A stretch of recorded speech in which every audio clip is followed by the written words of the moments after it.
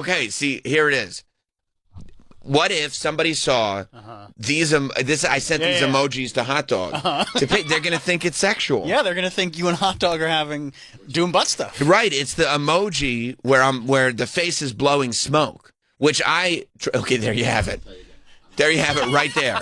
Oh, man. This dude on Twitter says, "Hello, NCAA. I'd like to report Arch Manning." And Arch Manning sent to Will Randall that he's paying him for butt stuff. Well, there's only one possible thing, and I don't think it's not homophobic if you're actually doing the butt stuff. Maybe it was for colonoscopy. But I've always the blowing smoke emoji. Sure. I've always thought has been like woof. That's how I read it. Yeah. But who knows? Like that to me was translating. You've been doing really well with your edits lately. But yeah, I mean, who knows what it could mean? I mean, you don't need to blow them up like that. I'm experimenting with whether negative or positive reinforcement works better. See, I mean, I'm looking at all these and I'm making serious judgments. Okay, see this lightning bolt that was sent to somebody. Oh. Maybe there's some kind of shock collar electrocution thing going on.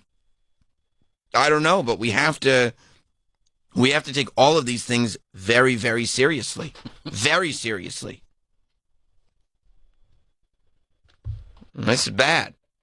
Will in Orlando, by the way, if you want to call the show this morning, it's 866-969-1969. What's up, Will? Hey, Sam. So a couple things real quick. First of all, I'm 51 and I do this, right? So I've never put with the exception of my lawn guy who I just don't know like that. I've never put a serious note in the Venmo. It's seek your family coleslaw recipe or oboe lessons or whatever. And also, I have it on good authority that Will in Orlando is learning the oboe. And we used to do this back in the day when you would have to write a check to someone in the memo section of the check. Sure. You would write like for being a dirty whore, or like you would write so that when they took it to the bank, the cashier at the bank would have to see it. Right. This is as old as it's a tale as old as time, as they say. And by the way, like the cashier at the bank knew what was going on. You think the cashier at the bank was going home and being like, "Man, I saw somebody getting some money for being a dirty you-know-what at the bank today." I couldn't believe it. Like, they knew what you were doing. It's ridiculous, man. It's ridiculous. The self-snitching for Gen Z, it has to stop, man. These people have got to stop self-snitching on each other. I think, it's crazy. Thank you, Will. There is some serious snitching going on. And when I was coming up, those are the people that ended up with stitches. And not because of an accident, I don't know if it's like Gen Z. With this, I wonder if it's, because it's Oklahoma and it's sports and people are so passionate about their sports there specifically. If it's somebody that, is a saboteur. If it's somebody trying to sabotage Oklahoma football. That's possible as right? well. That was the first thing.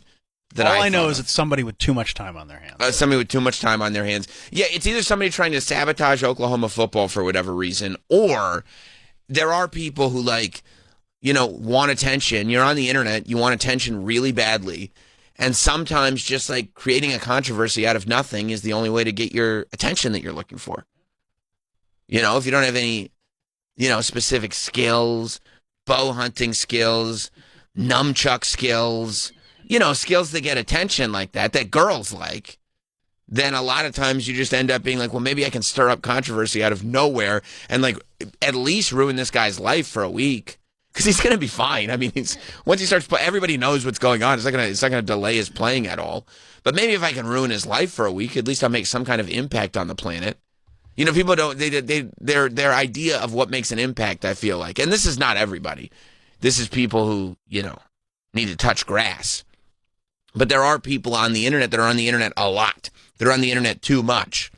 That feel like if they need to make for their life to make an impact, it needs to be on a global scale, right? It needs to be this thing that everybody on earth is talking about, as opposed to why don't you just be an upstanding member of your community, What if you enact change on a local level? Why don't you start there? Why don't you just be nice to? Why don't you hold the door for somebody at your local Dunkin'? That might be a way to start things. No, because then you'd tweet because they didn't say thank you. I have to expose them. Yeah, it's a wild thing, but I do love the controversy, and I do love that now it's resulting in everybody putting out their their Venmo statuses, and probably a lot of people finding out those are public. You can just see those. Uh-oh. They hide the amount of money, so we don't know how much he was sports gambling with. But they don't hide the notes. Oh, it hides the amount? If it hides the amount. I didn't know that. Right, because that's private. You know, we're not trying to get involved. You know, your financials are private. That's rude.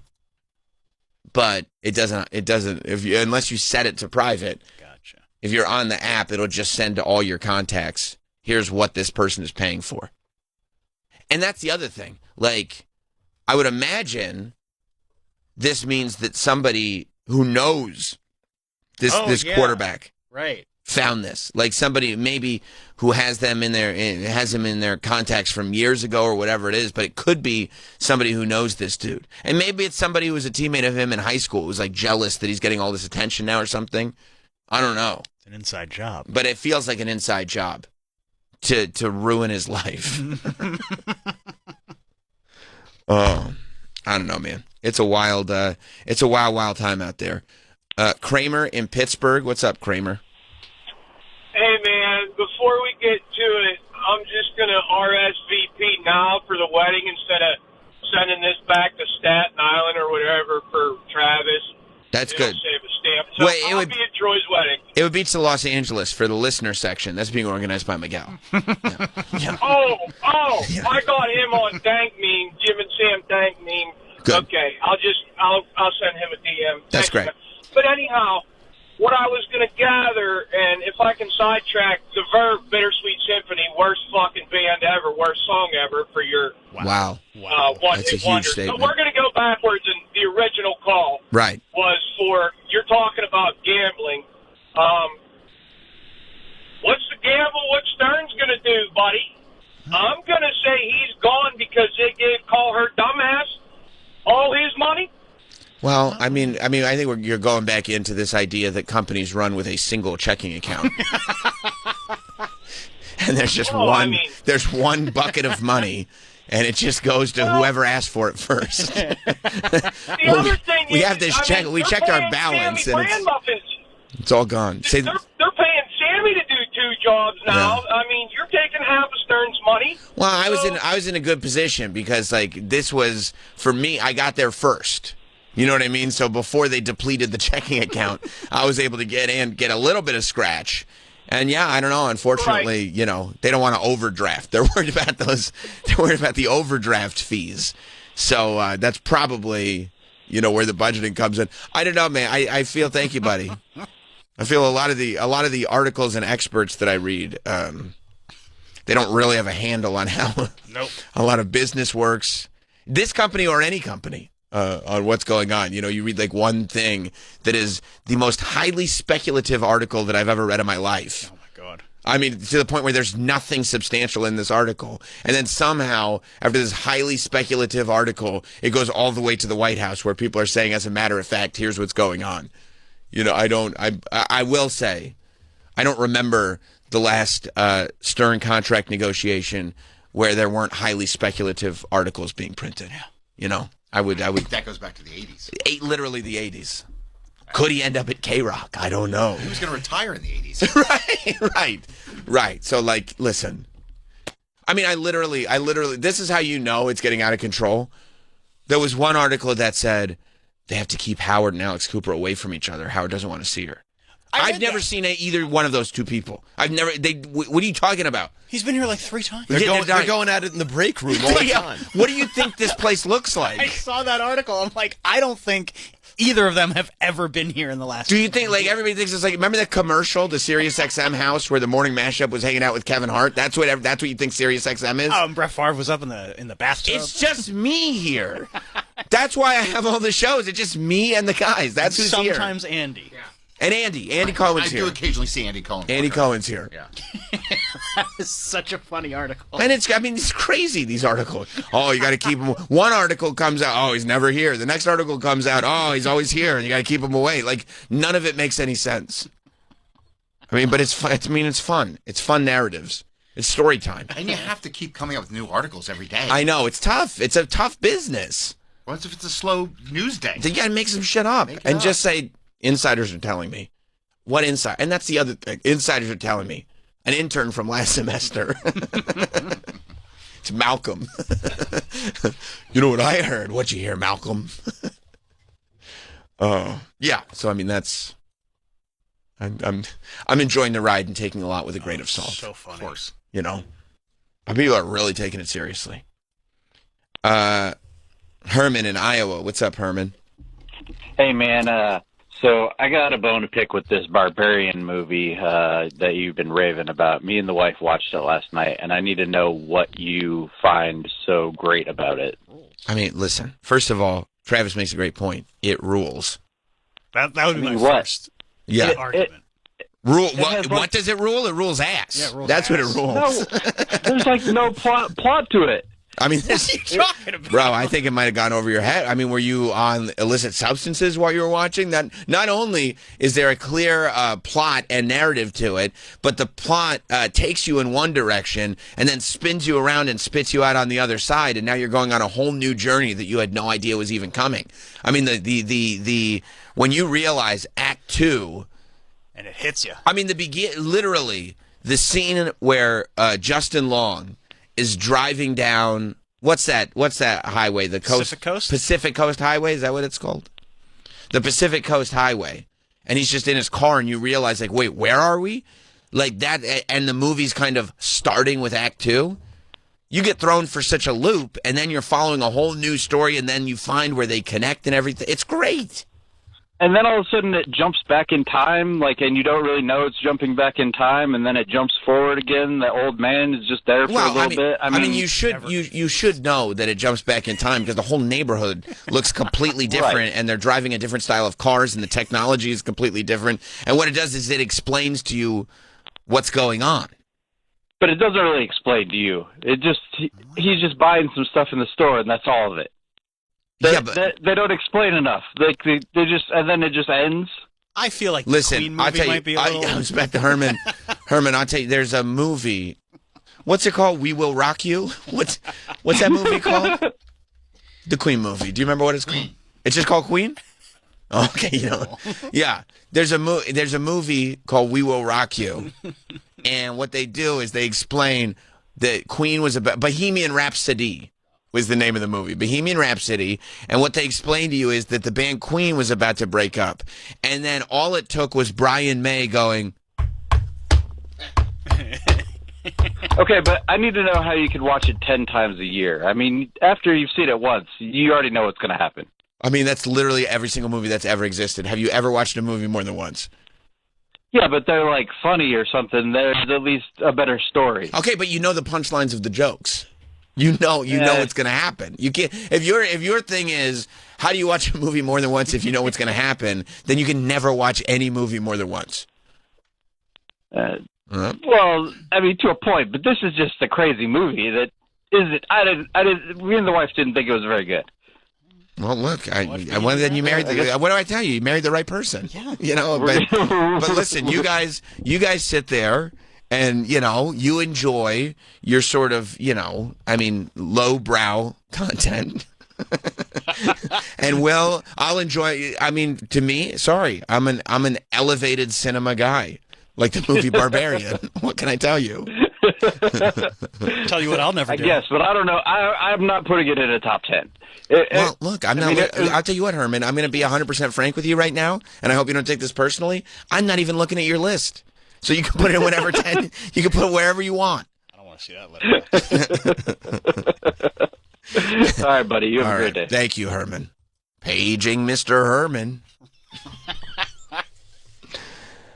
You know, we were talking about this Venmo transaction controversy and how the Venmo status of this quarterback can change everything for him, and everybody's talking about this and everything. Well, I don't know if you're keeping up with the local elections in Hempstead, Long Island. But I am. Because this is a national show. So I got to make sure I know what's going on with Oklahoma football. I got to make sure I know what's going on with the local politics in Hempstead. This is what I do with my time. This is why I'm looking at everything. You know, this is why people call up. They go, what were you? I mean, you never know what I'm going to pull out of my you-know-where next. So, like, in Hempstead, they have the Hempstead supervisor. That's what they call it, right? Supervisor, the town supervisor. I guess, you know, sometimes like a city has a mayor, but I guess in a town you wouldn't have a. Do you have a mayor of a town, or do you have that's where they have like supervisors and stuff like that? I'm assuming that's what it is. Plenty of towns have mayors. I think this is just one of those things where some places have, you know, these towns are like a couple hundred years old. So right. They drew up the charter or the Constitution. And they love their town so much, we don't want to disrupt the charter. Yeah, don't change it. Yeah, right. A fun name. Yeah, it was one of those things. We'll have a supervisor, a town supervisor. Oh, he presides over the town board. Of course. Well, let me tell you something. The town is anything but bored right now. Sam. The election race to lead the most populous town in the U.S. Does that mean it has the most people, like, per capita? Yeah, I think so. They just cram as many people into Hempstead as humanly possible? That's where Hofstra is. Oh, well, that's why. That would then. And the Nassau Coliseum. So anybody who goes there is part of the population, I think. Yeah, so it's like the most populous town in the U.S. and the worst arena there is. They're like, pretty bad. It's the worst arena there is. We're going to, like, upgrade the outside of this arena. Just the outside. What about the halls? No, what we're going to do is we're going to have one entrance. Just the one. People love lining up on Long Island. So we're going to have the one entrance to get in. And as far as merch and concessions go, we'll just have one. We'll have one merch stand and one concessions area. That way you have to sit there watching your whatever it is that you're watching and go, is it worth it? Because that's what you want to do. I want to grab something to eat. I want to grab a beverage, but is it really worth it? I'm going to have to miss 90 minutes of whatever I'm watching. Then we'll make the walkways 6 feet wide. That's right. Because that's right. Enough for one going one way and one person going the other. Well, it's 2 single file lines. Yeah. And I think everybody will be right in line with each other. I mean, I've had things that I want to go to that I could just get into. And I go, you know what? I should go. It's close enough. And then I go, What do they even do over there now? They still do. I mean, really just like wrestling shows and not that that's... No, totally. And like monster truck things? Because I don't see a lot of concerts going there. Especially with UBS open.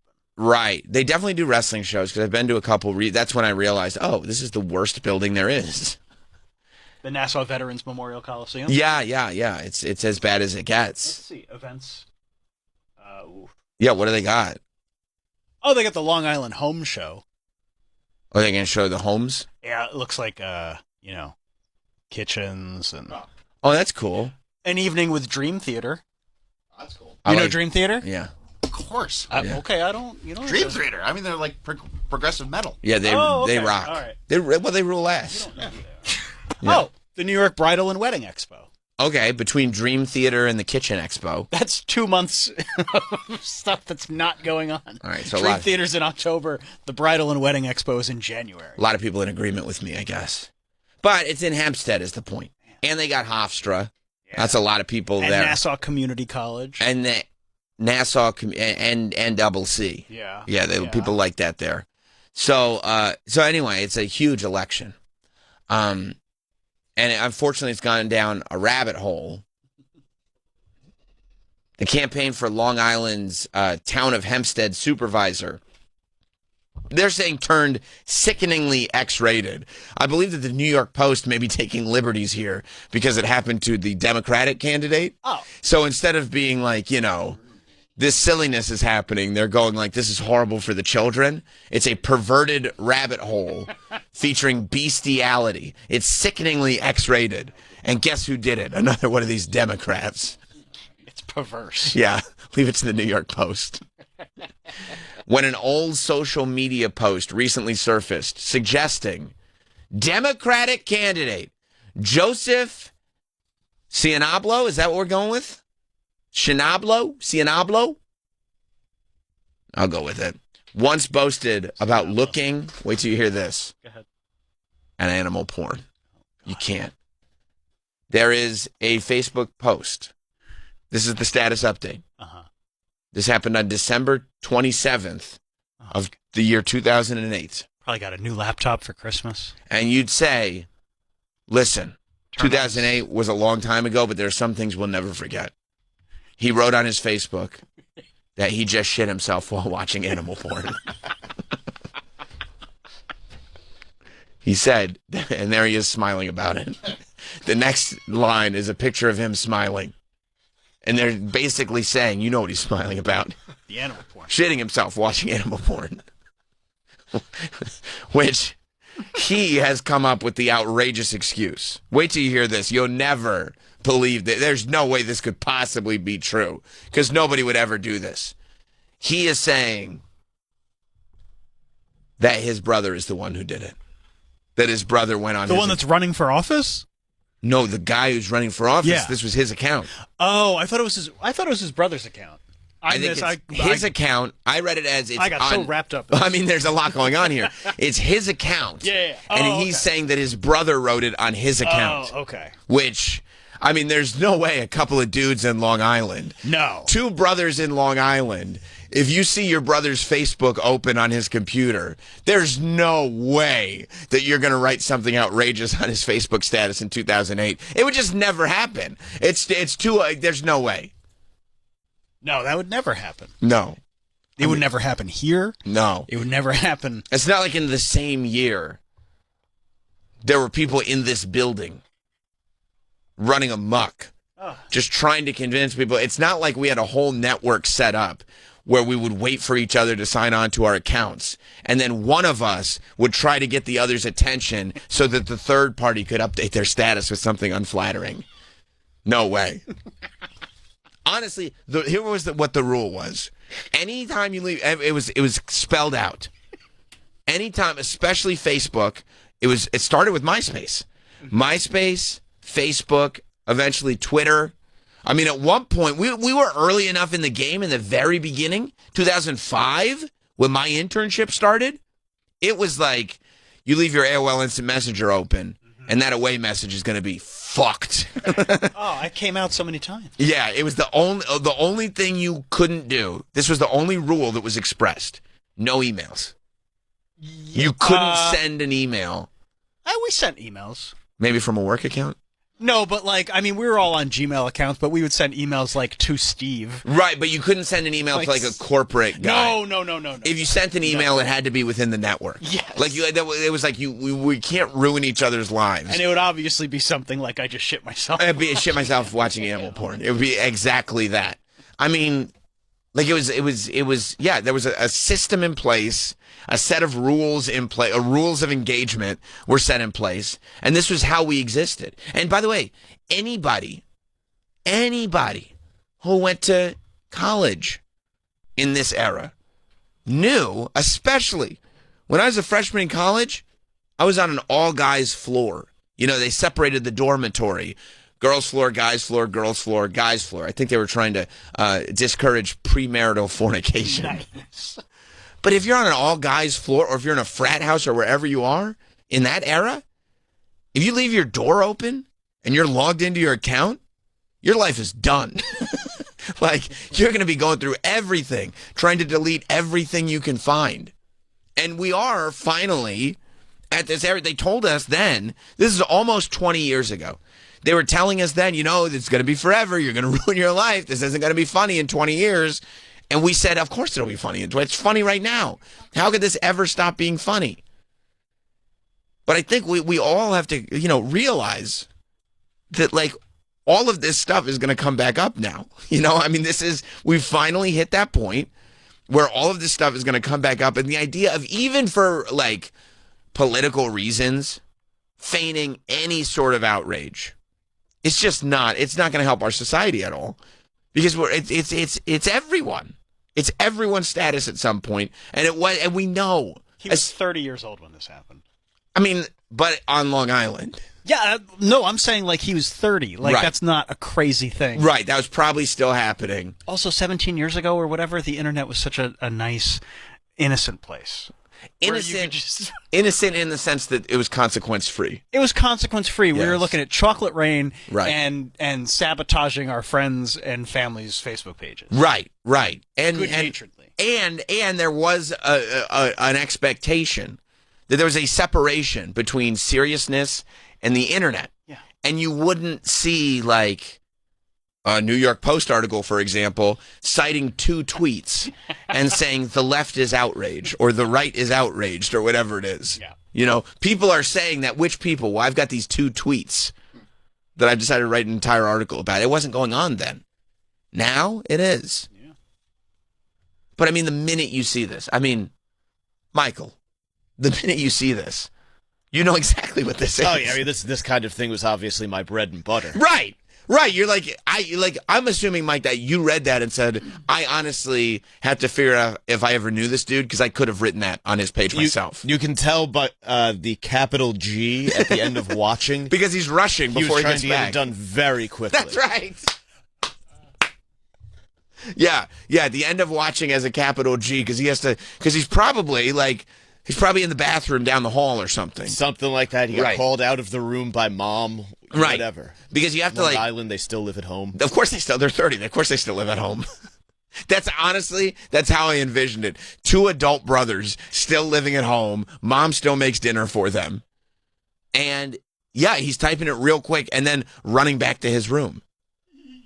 You know, and you have to figure out a way that you can scroll it down so he's not going to see it when he gets back on his screen or open up a new tab that he thinks he might have opened.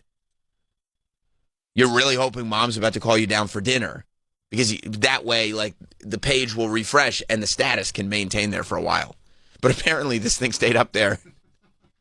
Like, can you imagine? Also, by the way, it doesn't look like a status update. It looks like it was sent. It was posted on somebody else's wall. You see how it's blacked out? Like that was sent to somebody. Like it was the one thing he had open real quick and he just had to type and send and run. Yeah, like that was on somebody else's wall, which is why he never found it. Because you're not checking. Yeah. You don't look at the other wall. He was probably like, I mean, this is 2008, right? He was probably poking his brother's ex-girlfriend from his brother's account just to throw everything into a tizzy. Yeah, it probably was on somebody's wall because it's his name and then an arrow to somebody else that's blacked out. Yeah. So that's probably why he never found it. Can you imagine when this ended up making like the local Long Island papers because that's where it goes before it goes national, obviously. Newsday? Yeah, it's in Newsday. Can you imagine? Because his brother would have forgotten about it. Of course. Like, I mean, 15 years ago, he forgot about it. And going like, oh my God, he never found it. And he's, oh no. Like, going on one end, he's like, oh my God, I just ruined his life. But on the other end, going like, oh my God, this is the funny, I can't believe, talk about a payoff. Oh no. This is a, whatever, 18-year payoff? I mean, a 17-year payoff? And you get it? You're like, I mean, you got to admit, this is hilarious. And I You mean, think you texted him like, hey, bro. Like, I definitely did that, just so you know. And he's got to take ownership of it, but then also has to explain, like, you have to understand, in 2008, writing this did not mean that you literally did these things. yeah. But, I mean, when you realize what the story is, it makes it even more insane that the New York Post is going, it took it down a sickening bestiality, X-rated, scatological rabbit hole. And then they get like the quote from the Republican that he's running against. Right, the Republican he's running against wrote, "This is not a joke." I mean, it's like, it's definitely a joke, dude. It's 1,000% a joke. He wrote, this is the statement that and this is odd, because you'd think that the guy running against him would be more accepting of what's going on, but he's not. That's shocking. He wrote, "This is not a joke. This is not a youthful mistake." I could kind of go with that because he's like 30 years old. Sure. But, so it's not a youthful mistake, but it's a sort of, we're hanging on to our youth mistake. This is a statement that celebrates the abuse and exploitation of animals. And it is beneath the dignity of any individual seeking public office. See, the headline here should be, Republican has no sense of humor. Yeah. right? That should be, like, if you want to, and that's the game, like, maybe the left should start playing. Like, what a dork. He doesn't get how funny this is. Because that's what the right would do. Switch it up a little. Switch it up. Go like, this nerd has no idea how funny it is. Because, Mike, if you saw that, and the left was now going, the right is a bunch of dorks who don't know it's funny, you'd go, normally I wouldn't agree, but I kind of agree with that sentiment. Well, we'd be going back in 2008. Right. These roles would have been reversed. That's right. Yeah. That's right. That's 100% right. But John Ferretti is not a Mr. Hands fan. no, he's not. You shouldn't even bring up. Have you seen that video? Because if you've seen that video, you're part of the problem. You're celebrating. I mean, I watched a documentary about that video. Yeah. Yeah, so Ferretti's saying, listen, the guy I'm running against, wait till you hear what he's celebrating. Also, he shat himself. He said, he noted that the job of Hempstead town supervisor involves, I didn't realize this. This is bad. I can't believe he's doing this. What a scumbag. The direct oversight of the Hempstead Animal Shelter. Come on. Which is designed to rescue, protect, and care for cats and dogs. Many of which have, he said, okay, have already been victims of cruelty and neglect. So by saying they've already been victims of cruelty and neglect, that already been Might happen again. Right. What that does is it goes based on this Facebook status. He's planning on going to the animal shelter and abusing the animals, which is crazy. I can only surmise that this man wants to win election and then In order rape to the dogs. Yeah. Like, what are we talking about?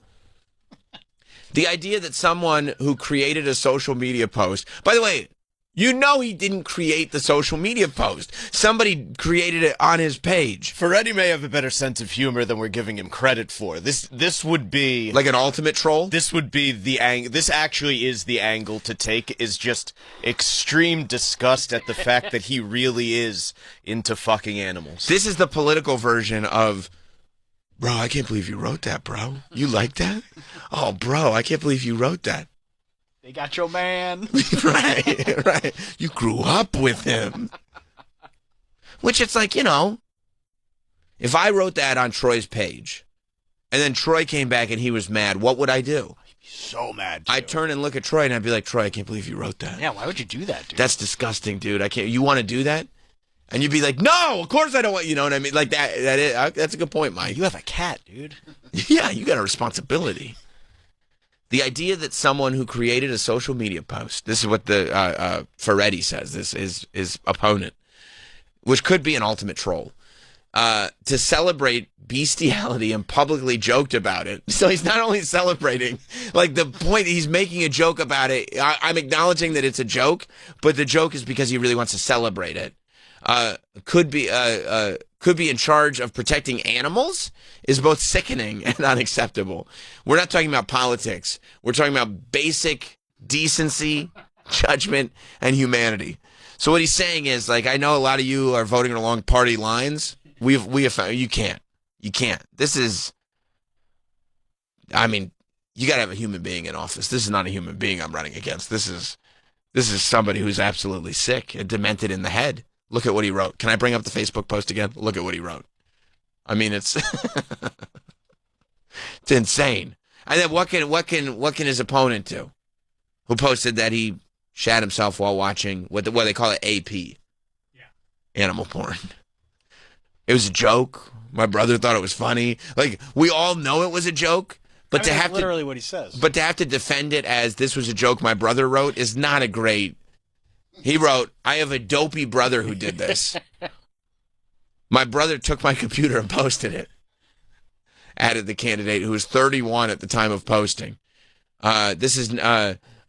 He slammed Ferretti and the GOP for its desperate mudslinging. This is nothing but a smear.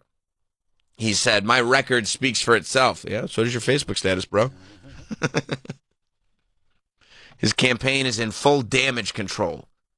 Is what they said. And then, here's his statement. Is this the statement? This is the brother's statement. The brother's statement. Okay, but you gotta make a statement. Take ownership of this. No, dude, that was you, dude. You wrote that, dude. I'm pretty sure that was you. I think that was you, dude. That sounds like something you would write, dude. No, stop. Make a statement. Oh, I don't know, dude. I knew you then. I think you said that. This is what the brother says. In 2008, he says he made a stupid juvenile post on his brother's Facebook. A stupid juvenile post on his brother's Facebook as a joke. My brother had returned from serving in combat as a U.S. Marine in Iraq. For months, our family lived with the fear. This is also... For months, our family lived with the fear that we might lose him. When he came home, the relief was overwhelming, and I slipped back into being a kid brother who teased him instead of the man who should have been thanking him. Mike, I'm so happy. When you got home from Afghanistan. I went to Iraq. Oh, you also went, so this is your story. Just a year after this guy, yeah. Wow. 09, yeah. It's all too real. Yeah. Yeah, so when you got home from Iraq, did radio legend John Montone start making accusations about you because he slipped back into pranks of your youth? There were a great deal of these kinds of shenanigans in the Montone house. Right. I mean, we would regularly change the background on our father's computer screen to like hardcore gay porn. Sure. We had sure. This your father being John Montone, formerly of 1010 Wind. Yeah, yeah. So this is what he dealt with when he was trying to give us like the scoop of what was really going on in New York City, or the scoop of what was going on at a rest stop halfway to his vacation house. Yeah. At the Vince. Yeah. At the Vince. You guys were putting pornography as his desktop background. Yeah. Oh, yeah. No, this kind of stuff was a dime a dozen. This was back in the days of physical pornography too. Mm-hmm. So you'd get those. Troy, you probably remember those like cellophane wrapped stacks of magazines. Oh, it'd be like a variety pack. Right. Yeah. Nudie Magazine Day. Yeah. So we would take the most like obscene one, whatever it was, like BBW grandmas or some shit. That is obscene. If somebody was taking a nap on the couch in the living room, we'd prop it open on them as though they had fallen asleep. This is in your house. Yeah. This is not like a dormitory or like the soldiers trying to relieve some tension. No, this is in the suburbs, Bergen County. Yeah, my brother did one where he would take pages out of it, and then like my mom would put the family Christmas cards that people send you. We had a sliding door to the back patio, and she would put them in the there's like that like fucking crisscrossy wooden thing. Right, where you can put You'd stuff stick them up. all in there. And my brother would go mix like hardcore pornography into the Christmas cards on Christmas Eve, so that when people would be like walking around the house looking at the decorations, they'd catch like a glimpse full of like some obese woman's hairy asshole. Right, and then when they looked at it by mistake, you could go, "You like that? You like that? That's why you looked at it." Oh, you're disgusting. Why would you look at that? Yeah, no, it's a good friend. Why would you look at that? It's a classic, isn't it? Now, would your dad, John Montone, the New York radio legend, would he ever make a sound? Like if he went to his computer, would you be waiting? Because like we prank, in college, you'd wait down the hallway, hoping you'd hear the "oh," and that would be the big payoff. Yeah, he was a really loud, angry "God damn it." Has always been his to this day. With the John Montone voice that we all know. That's great. That's great. God damn it. I love that. Now, unfortunately, I will say this though, as you describe your upbringing, had anything gone wrong in that house, had any of your siblings or anyone in your family turned into some kind of serial killer, this all would have been background. This all would have been like, that explains it. Yeah. Right. So you're like, this is very atypical for the family. Like, Troy, you did pranks like similar, but not in your family. I was just hearing this prank. My family was so straight-laced. My dad was so straight. Like, I couldn't even imagine him even seeing a Playboy. Right, like you would have to sneak an adult magazine into the house somehow. And Mike's family's leaving him in the Christmas cards. Great. I mean, it's such a juxtaposition to my childhood. Right. And John Montone is like, he's this real, like, he's almost an anchor for a whole multiple generations of New Yorkers. It's like, this is our anchor of what's right and just. The 1010 Wins brand. Right. He is the 1010 Wins brand. Yeah. And has gay porn being put on his computer by his children. His children are running amok. Yeah. One of them is his veteran child is still doing it. Oh, we were products of 90s shock culture. I forgot about 90s shock culture. You love that, right? That was the best. Yeah. Like we carried it for as long as we could. Right. So into 2008. Oh, yeah. Yeah, for sure. So then he said, so, I mean, you know, should any of, Mike would be in a very similar position, should any of the Montones ever run for any kind of public office, there's a lot of cleaning up to do. Yeah, no, I hope none of this is ever mentioned in a public forum. We'll try to keep it between us. Okay. He writes, this is the brother of the dude running for office in Hempstead. My brother served 4 years as an NYPD officer. And that's weird because these you wouldn't think an NYPD officer would have a sense of humor like this. And he would later be seriously injured in the line of duty, protecting victims of domestic violence. I don't know what this prank has to do with him serving our country or being injured in the line of duty. This feels like you're trying to be like, listen, there's other stuff to pay attention to. Come on, guy. Yeah, relax. He's put his life on the line more times than I can count for his fellow Marines, for the people of New York, and for complete strangers in danger. He's served with honor, courage, and commitment, and earned every role that he has ever held through sacrifice and service, and didn't shit himself. I mean, yeah. I would just, for me, and I guess it's never enough. Nothing's ever enough. For me, it's enough to just say, yeah, dude, obviously, like, I wrote that. Like, that was a joke. Weren't you around in 2008? Especially in Long Island? Like, weren't you here? You know what this was. But I guess you need to have the big statement of, like, let me give his credits while I'm here. Oh. And of course it's happening in Hempstead, right?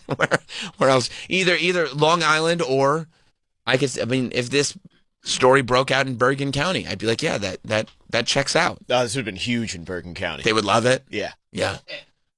Wouldn't that be great if your dad was like, well, now that I'm retired from radio, I'm going to run for local office, and the pranks that you guys pulled on him ruined it. And not only did it ruin his chances at public office, but it also destroyed his reputation as a broadcaster. Because they were detailed in the New York Post. Of course they would be. Of course they would be, especially if he ran as a Democrat. They go, no, we can't. What about the children? The House of Depravity. Yeah, there would be a House of Depravity. And they'd probably play this segment. You know what they did with their Christmas cards? Yeah, I mean, listen, it's a wild thing. Did you see Mom Donnie's going for it now. Oh, yeah. Mom Donnie has decided, like, you know, and I didn't realize, like, I didn't think that Cuomo was a threat, but I'm not really paying that close attention. Like, I guess Cuomo is going to run now. I don't think he is a threat. Then why is he going so hard at him? Why is Cuomo going hard at him? No, why is Mamdani going so hard at Cuomo? Oh, because Cuomo's going hard at him. So he's like, good, you did Epstein stuff. Yeah. I mean, I think. Who knows? Who knows? I'm saying there's a connection. I'm just saying. I'm just saying this is what I saw. You guys, he's like the old Troy Kwan. I'm just asking questions. I didn't say I didn't say anything, by the way. I'm just saying you know guys who know him. You know guys. Like, he's, pretty close. So, yeah. So, like, Mamdani. I think Mamdani's pretty far ahead. Right. He, but there are people very scared, because he's a very, very left-leaning guy. Yeah, we're all going to be under Sharia law. Is that what they're saying? Yeah. That's wild. So they can say that, but we wouldn't be able to say or Nazi stuff. We wouldn't. Or no, we can't. It's only okay. I'm making. You got to know how to talk in this world that we live in. So Mamdani is this very left-leaning guy, and he did very well in the New York primaries, and it was a surprise to some, not a surprise to others. But he beat Andrew Cuomo's, who you remember Andrew Cuomo, as he was our daddy during COVID and had nipple piercings. Oh, the nipple guy. He's the nipple guy. Yeah. He was, we all loved him, and then... He killed a bunch of old ladies. Yes, he murdered the old ladies. And he did, but there was a lot of Cuomo-sexuals that kind of let that slide. Yeah, there were Cuomo-sexuals. They excused the murder? Yeah. They did at first. And then they were like, and there might be some groping too. And it was like, all right, we can't just keep going with this. Well, in all honesty, he is Italian. Well, I believe that's what he said. You've been listening a lot to his... Hey, yo, is what I believe his response was. What do you mean? There's this nipple piercing. We see that. That's unmistakable. Both of them are pierced. Those are bars. That is odd. And he only wore that shirt. He knew that they were showing off in that shirt. Of course. But he was like, I got so many Cuomo-sexuals out there. Let me throw a bat signal up. That is the bat signal. That's it. That's what it is. He's like, just so you know, I'm down. Because that signals to, like, men and women. If you know, you know. Yeah. It's just like, that's just, like, understand, like, I'm the daddy right now, but also I'm down. I get freaky. Right, and they're like, down for what? And if you're asking, this ain't your signal. You know what I mean? Yeah. Down for whatever. Right. So, he had to leave his governorship in disgrace, unfortunately for him, but said, you know what? I'm not so disgraced anymore. I'm coming back. I'm going to run for mayor. I'm going to run for mayor of New York City. And then Mamdani, like, destroyed him, and didn't turn out good. And so then he said, fine, I'm not a Democrat anymore. I'm going to be, he destroyed him in the primary. I'm not a Democrat anymore. He said, now I'm going to be an independent. And now I'm going to run as an independent against Mamdani.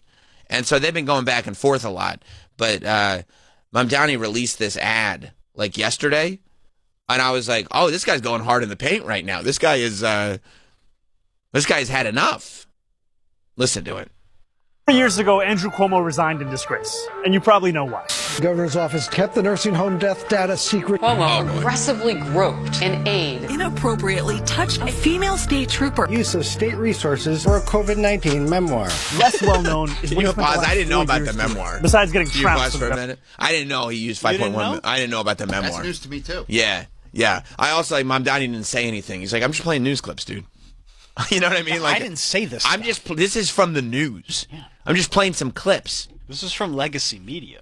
The Legacy Media said that you use COVID funds to write your book. That's all I'm saying. They said that, and it's interesting. And I thought people would want to hear that, And also the hiding the deaths and the groping. That's from the news. That's not from me. Which nobody wants to hear that. Nobody wants those news clips played. That's way worse than a Facebook status. Way worse. You'd like if that just went away. Right, please stop bringing that up. And he's like, okay, but I'm not going to say it. But I would like to play these clips for you. Okay, and he's also, it's a very viral style edited video, lots of zoom ins and transitions, and he knows what he's doing. Let's go back to it. Democratic primary. In 2022, Cuomo started Innovation Strategies LLC to represent individuals and corporations in a variety of matters. Definitely not vague. Last year, it raked in more than $500,000. Who paid for Cuomo's services? He refuses to say. But what journalists have been able to piece together is troubling. In April, Bloomberg revealed that Cuomo advised a cryptocurrency exchange based in the Seychelles as it faced federal investigation. No. Then in May, Politico reported that Cuomo failed to disclose $2.6 million in stock options to the New York City Conflicts of Interest Board. No. His excuse? The stocks were technically owned by Innovation Strategies, LLC, of which he's the sole proprietor. Finally, in June, the New York Times uncovered that Cuomo had worked with his longtime friend Andrew Farkas on a luxury marina project in Puerto Rico. Farkas' previous partner on luxury marinas in the Caribbean? Jeffrey Epstein. Oh, pause that. No. Not him, too. You're kidding me. Cuomo's like, what? Did you just tie me to Jeffrey Epstein? And Mamdani's like, hey, stop me when I'm telling lies. I didn't think that was going to happen. I go, okay, I guess I heard about the nursing home. I didn't really know about the book, but that sucks, but okay. Oh, yeah, I do remember that groping thing and the nipple piercings and everything. Okay, I do remember when they said that on the news, yeah. And then he's talking about this, like, first of all, he used air quotes when he was describing Cuomo's company, which is like, then it's just like my way of telling you shady, right? Like, if you didn't use air quotes, it'd probably just be like, oh, that's what the company does. But when you throw air quotes up, you're like, oh, I see what you're saying. But I'm like, at some point as he's describing it, I'm like, I mean, who cares? I'm like starting to like drift off. I'm like, I don't care about Cuomo's company. And then he's like, wait. I'm like, I'm waiting, Mom Donnie. I'm waiting, but this is dumb. And then boom, he goes to this financial advisor. Who's that financial advisor friends with? Epstein. And I go, oh, no. Not good. Now, the only thing that gives me solace is that the federal government has told us there's no one on the list. Well, I've heard it was just a complete hoax. Tell me more. It's just the whole Epstein thing's a whole Democratic hoax. Democratic hoax? Yeah, like they invented it. Epstein did not exist? No, he existed. Okay. But all the things that he was accused of are false. He did nothing. He was fine. What about the picture of Bill Clinton in his like a dress? Wait, in his painting? Home? Yeah, the painting. Oh, that was just a fun painting. They were friends. That's fun. Yeah. But like, would you consider you and I friends? Yeah. But if I had a painting of you with heels on in my apartment with a dress on, I would be like, "This is funny." But I come over and I go like, "Why do you have this up?" But if you're in on it, if like you and I had an inside joke, like I gave it to you as a gift, like this is a painting of me with a dress on. I thought since we're friends and having fun, you would put it up in your house. Yeah. And you think that you think that your lady would be like, "Oh, that's now that you've told me the backstory, this is very funny and normal." You think that's how it would go? Yeah. Okay. Right. It's like Venmo and saying sports gambling. Exactly. It is? It's like posting on your brother's Facebook wall that you just shit yourself. Exactly. It is? Yeah. That's what, okay. That's what I heard. He has George Bush, too. But then... He has a painting of George Bush. But then if it's a Democratic hoax, why were Democrats also, like, kind of lumped in with it? It wasn't... What? With the Epstein thing, it wasn't down party lines. There were politicians on both sides. I'm just telling you what the president says. I don't know. Oh. Oh, all right. Yeah. Oh, okay. I hadn't heard that. I'm not keeping up like that. I'm more focused on these local elections, to tell you the truth. All right. So then Mom Downey drops the bomb, where he's like, "I know you heard about this other stuff, but did you know about the Epstein stuff?" Which it's like, man, you're gonna look like Leonardo DiCaprio in The Aviator trying to scrub Epstein allegations off of you. You don't want your fingers are gonna be bleeding. That's rough. Go back to it. That's the thing about Andrew. Oh, he said his name. Once you think you found out about all of his scandals, you find out about another, and then another, and then probably another. But if my friend, the disgraced former governor of the state of New York, feels that's unfair, Habibi, release your client list. Now there's, oh my God, it says hashtag release the Cuomo list. He's saying there's another list. It's a Cuomo list. Oh boy, a lot of lists. You say another list like there's a first list. I was told there's no list. But I heard that there was a list. There's just no one on it. Oh, it was just like Epstein list at the top. Yes, and they were like, we'll put this list together. Should we need to add any names? And they were like, great news. He's deceased via suicide. Standard. And there's no names he never put anyone's name on it. That's my understanding. Not a single person. That was my understanding. That's the official story. And by the way, that's regular. That's like normal. And if people say it's weird, they're trying to mislead you. Right. That's a regular thing. Yeah, so now we got a Cuomo list, I guess. Who's on the Cuomo list? I don't know. Epstein? I don't know. I didn't get it. You know what I mean? Like, I half listened to a lot of stuff. Yeah. And I think that's what Mom Donnie is counting on. Like, I don't know. I heard a thing. All I heard was Epstein. Yeah, I heard a thing. I don't know. I saw this thing online. I saw a thing. I'm not voting for that guy. I mean, that's how most of us take in content now, right? Yeah. Why? There's another way? You could read the whole thing. The whole Epstein list? That's a quick read. Nobody's on it. Whew. Yeah. I don't know. People don't like to read anymore. No, it's just like, can you clear this up? And Mom Donnie's like, yeah, I got a 1.5-minute YouTube video for you. Okay, great. Thank you. Critical thinking is not cool. Right. No, it's lame. I do like this. I love his shitty smile that he's given to the camera. It's such a troll. This whole thing is everybody's just trolling each other. Everything is a troll job. Well, you have to show somebody's like the worst person, and I'm so much better. Like, you don't understand. Like, that guy's evil and corrupt. He's a monster. He's not even a human being. I'm gonna do good. Right. Like, not even like hey, we're both qualified for the job, but I think I'll do a better job. No, it's like, I might do a good job, but trust me, that guy's a criminal monster psycho. So you definitely need to vote for me. Yeah, whatever it is, you have to make sure you say, like, how terrible that is. Right. Like, that person shouldn't even exist as a human. You're like, I was just trying to figure out who's going to do a better job. He seems okay. I mean, you can't do any worse than the last couple mayors. So we haven't. When was the last good New York City mayor? De Blasio gave away burgers. You're kidding me. There was a burger element to that? You didn't know No, that? I didn't hear about that. You didn't hear about that? I didn't hear about the burger element. Yeah, because Eric Adams not doing great. De Blasio was horrible. Uber took away our big sodas. For a minute. Right. Only for a minute, though. But that was still a dumb move. It was annoying. And It's like, stop. Don't tell us put what to drink. bike lanes everywhere. That's a good thing.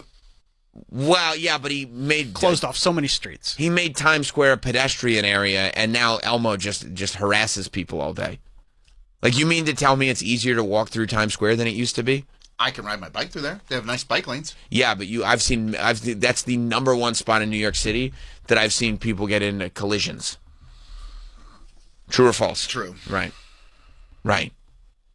I mean, Sandy Kane's out there now, just like. I guess that's actually positive.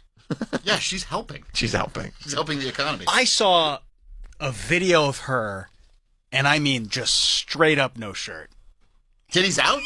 Stickers? Stickers. Oh, right. But like. Well, stickers is fine. Stickers But like is she usually wears like a brassiere. some kind of brassiere. Yeah. Yeah, no, she will when it gets like in the hot summer months. She'll go just stickers.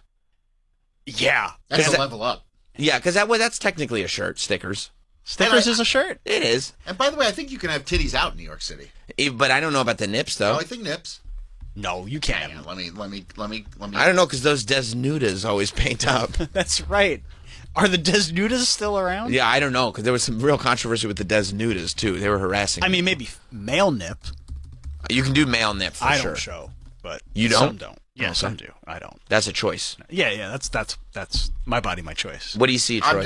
This is AI overview. Okay, go ahead. Okay, So, good. You That's trust what we that? believe. Yeah. Okay. In New York City, it is legal Right. for women to be topless in public, That's as there sick. is no law prohibiting women from exposing their breasts in public. That's sick. However, public exposure of other intimate body parts is considered exposure of a person. Penis. Yeah, Yeah, you can't show. Everybody knows that. You can't can't show your penis. pecker. Although, I mean, Can't if show you're- labes. What? You can't show labes. I don't think you can just have a labe hanging out. Okay, that's good to know. Yeah. I'm just saying. It's a long story. And then exposure of a person that can lead to a fine and up to 15 days in jail. Right. Well, luckily, nobody does that. That's why you don't see any sort of public urination or anything like that in New York. Yeah, I saw a pecker the other day. You did? Yeah. 15 days in jail for that guy? He wasn't. They weren't worried about that. No. No. Yeah, are you allowed to shoot off bottle rockets in the subway? But yeah, I have seen women. I've seen, not recently, but there have been times where I've seen women with their tits out. Right, and are they sort of like mentally all good? Yeah, it seemed fine. Oh, wow. So it is legal. So Sandy Kane is not in any sort of violation. Thank goodness. Yeah. There should be an age limit, though. That's a good point. The elderly can't show? Well, I'm saying, like, when you get older, like, don't you have to, like, go for your driver's license more often? To make sure your eyes are okay? Yeah. I don't think you Same do thing. I don't think you do have to do that. I think you do. No, I think you do. No, I think that's one of those things that everybody says you should have to do that. I'm pretty sure you do. Troy, is there anybody that you could ask? What's the AI overview? So let's see here. Do you have to have... As you get older... Okay, hang on. As you get older... Do you have to renew your driver's license? I think I read... More often. Can I tell you something? Go ahead. It adds to the bit so much that Troy's fingers each weigh 20 pounds as he's typing. I love that part. That's why I stopped between sentences so I could hear the type. Sorry, I should turn off. No. I love it. It almost sounds like Foley work. It's like old school radio. Yeah. It's great. It'd be great if I had a typewriter here. Right. Ding. It says every 8 years, regardless of age. Oh, Yeah. interesting. Maybe it's in the UK or something. Yeah, right. It really should, though. I mean, that's I think where you're confused. That's always been the thing where like old people can't drive, so people say I know I read something very, very recently. That you didn't read anything I very, did. very. I know I read something very, very recently. It was the back of a cereal box. How dare you? It's probably a book on tape. I read something very, very recently. Hang on. You can barely read. He was on Drudge. Through those Coke bottle glasses. That makes it better. Sitting there with a magnifying glass trying to read the text. You didn't read anything. He's searching now. No, we got the AI overview. I answered the question. I know. He's no, but I think I'm still right. You're not right. The AI overlord told us. Yeah, no, I know. But you're going to argue with the AI overlord? Because, by the way, I heard a thing that AI is capable of finding out, like, going through old stuff and finding out if you've insulted AI on the internet or in broadcast. And that there is a theory that they're going to destroy everybody that's ever insulted AI and just keep the humans that are nice to AI. And I've been nice to AI. He's been very disrespectful to AI. Okay, Travis is double-checking AI right now. By the way, I'll tell you right now, whatever this buffoon says, why? I believe AI over Travis. Why are we doing names? Yeah, the name calling's a little abrasive, but it's understandable in this application. Because we need to make sure, should this tape be brought through, that we're on AI's side. Oh, yeah. By a lot. And also, I just watched that Mom Donnie thing, so I'm feeling very hostile. You really are. You know what I mean? I'm acting like I'm You have liberal rage. I do have liberal rage. That's right. All right, it's in the UK. I have a TikTok I have to put out. Drivers over 70 are going to start to face or have to take eye tests every 3 years. As they should. Yes. That's smart. As they should. Yes. Yeah, but we're not doing that here. No, it's a little ageist, they say. As long as you got a pulse, you can get behind that car. That's right. You could drive back then, right? Go ahead, enjoy yourself. Yeah. Have fun. Yeah. Yeah. Meanwhile, they're just in the speed lane and the highway going 35 miles an hour. Oh my God. Have you ever been like driving and you're so angry? Like, what the fuck is this person doing? Why are they doing this? And then you pull up and it's some like grandma that can barely see over the steering. Like, oh, I should have been so angry. Poor woman. Yeah. Like you slow down because you're going to yell at them, and then you look over and it's an old woman. You're like, yeah. All right. You roll down your window like, I'm going to flick this person off. Right. And you're like, oh, this poor woman. I mean, she's going to die tomorrow. Yeah, let me just... Hi. Yeah. Hi. God bless you, lady. Yeah. Yeah. You're not even going anywhere in a hurry. No. You know what I mean? Like, it's really There's not that no important. real need for that rage. No, there really isn't. All right, let's take a break. We're going to take a break. We have some things to discuss. I want to give you an update on the Rock and Roll Hall of Fame. Oh, yes. I read something this morning. Right. Yeah. And also, there is controversy, even more controversy, with our 90s one-hit wonder list. Epstein stuff? Not that. It's not that controversial. It's more lighthearted controversy. Okay. Oh, thank God. There's more controversy. There is more controversy. If you remember yesterday, we revisited the list and had to remove Better Than Ezra because of controversy. Yeah. There's even more controversy. We'll get into that. Stay tuned. We'll be right back. We will be right back. The Sam Roberts Show.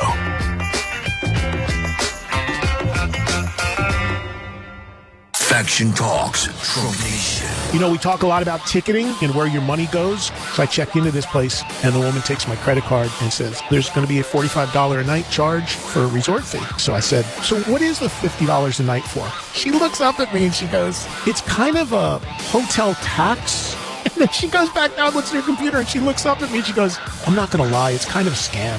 Trump Nation with Eddie Trump. Weekdays, 3 p.m. East on SiriusXM's Faction Talk, Channel 103. Draft a winning fantasy football team with the experts of Fantasy Sports Radio. Who could I get later in round one? It's obviously Christian McCaffrey. The risk is worth the reward because of how dominant we know he can be. Winning strategies, player projections, and expert drafts to help you build a championship team. The high-level wide receivers are what wins in fantasy football. Fantasy Sports Radio, Channel 87. And check out our audio draft kit on the SiriusXM app. Just search Draft Season. Aaron Judge leads the Yankees. Once again, wow! Against the Cardinals. Oh, my goodness! Or Tigers, Twins. Baseball Night in America, Saturday at 7 Eastern on Fox. Alex Pillows' historic season rolls on. Incredible! As he looks to move one step closer to the single-season wins record in Milwaukee. August 24th on Fox. Welcome to the fastest racing on Earth.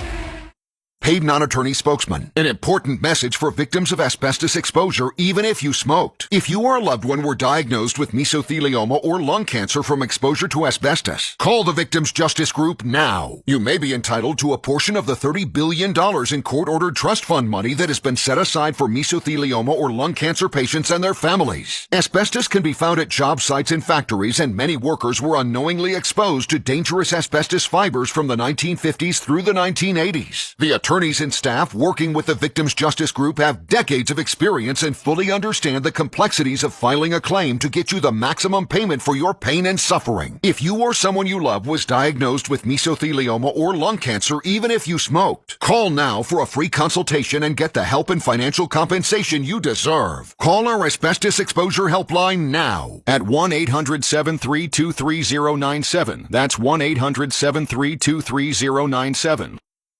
This is an ad by BetterHelp. Look, sometimes reading that comment section is not good. There's so much going on the internet. Take a minute. The kids say touch grass, but sometimes it's a lot more than that. With the internet and information overload about mental health and wellness, it can be a struggle to know what's true. Talk to a professional. BetterHelp is there to hook you up. Over 30,000 therapists. It's the world's largest online therapy platform, having served over 5 million people globally. And it works with an average rating of 4.9 out of 5 for a live session, based on over 1.7 million client reviews. It's amazing, and it's convenient. Join a session with a therapist at the click of a button, helping you fit therapy into your busy life. Plus, switch therapists anytime. As the largest online therapy provider in the world, BetterHelp can provide access to mental health professionals with a diverse variety of expertise. Talk it out with BetterHelp. Our listeners are going to get 10% off their first month at BetterHelp.com/Teft. That's BetterHelp.com/TEFT.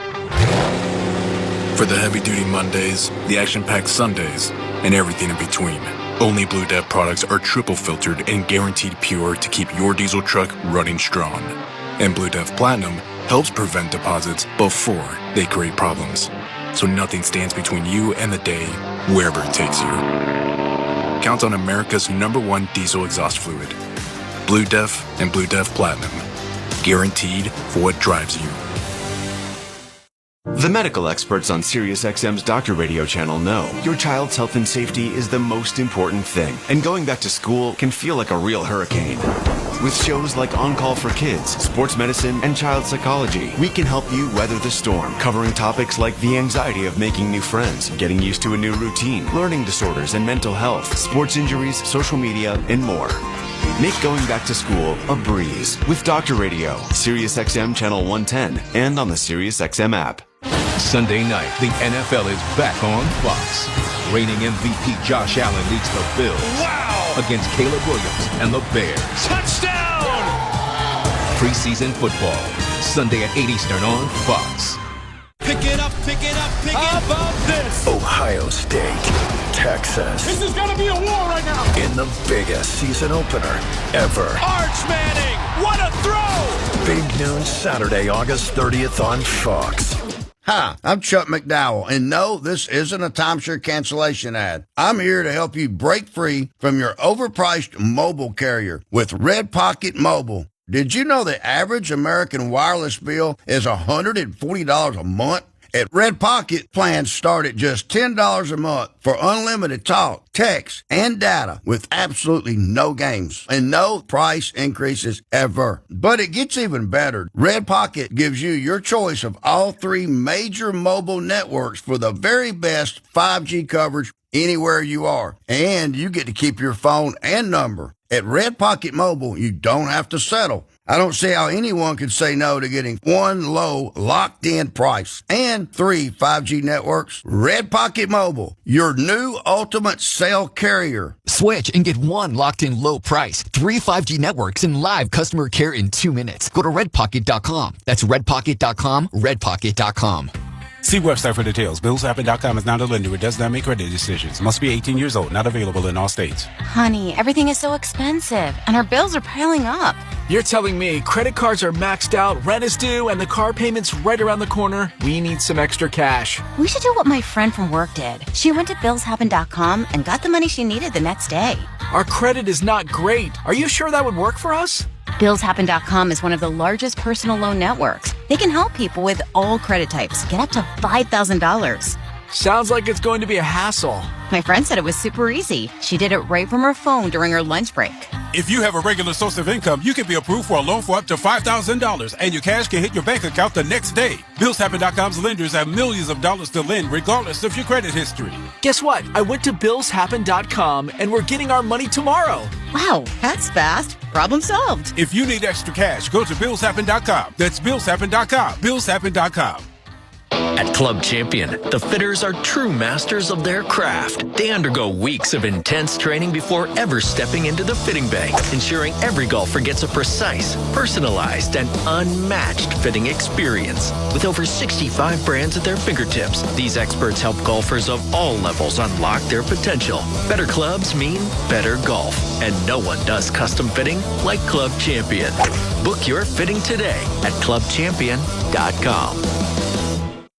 The Bonfire with Big J. Okerson and Robert Kelly. The drawings of Dante's Inferno were amazing. You know, the other day I looked up the word drawing, and there's only one R in it. It's drawing. It turns out. Drawing. Can you believe that? I said drawing. Yeah. What did I There's say? not that second R at all. I know. I'm with you. Drawing is what it sounds right to me. So me and you both have egg on our face here. Two fools. The Bonfire. Weeknights at 5 p.m. East on Faction Talk, Sirius XM 103, and on the Sirius XM app.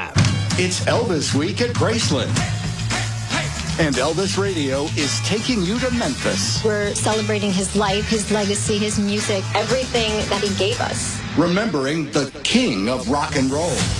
With specials, countdowns, and live updates all week. On now through August 16th on Elvis Radio, Channel 76. And at home with the Sirius XM app on your phone, computer, Alexa, TV.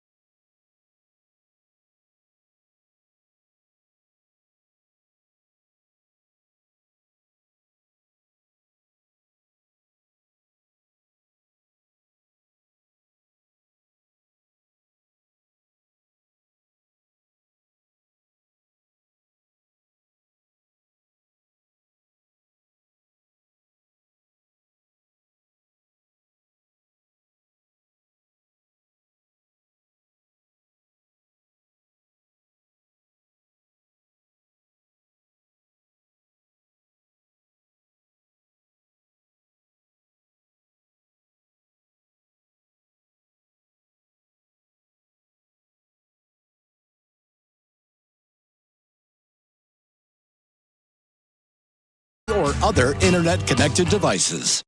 Finding great candidates to hire can be like, well, trying to find a needle in a haystack. Sure, you can post your job to some job board, but then all you can do is hope the right person comes along, which is why you should... Money these days with the price of gas being so high? Not for me. I use Upside, the free app that gives you cash back for every gallon of gas you buy. Wait a minute. Are you saying you actually get real money back when you get gas with the Upside app? Yep, I get real cash back every time I get gas. Does that actually add up to anything? I'll make around $200 to $300. Wow, that's serious extra cash. I'm downloading the Upside app now. Download the free Upside app now to earn real cash back every time you buy gas. Use promo code PLUS for an extra 25 cents per gallon bonus on your first tank. You can cash out anytime right to your bank account, PayPal, or a gift card for Amazon and other brands. Just download the free Upside app and use promo code PLUS for a 25 cents a gallon bonus on your first tank. That's code PLUS.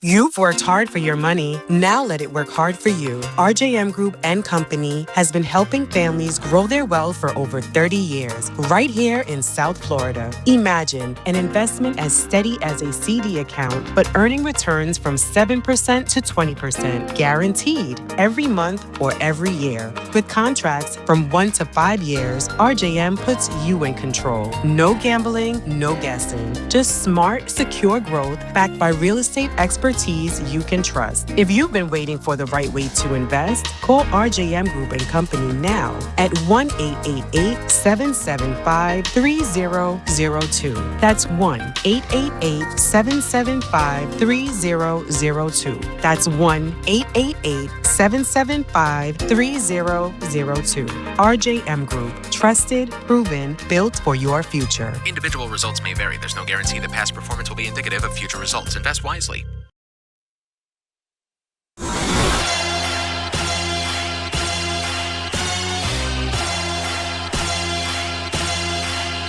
Drop it. Let's go. We're back. Let's go. With Sam Roberts Show. Let's go. Hey.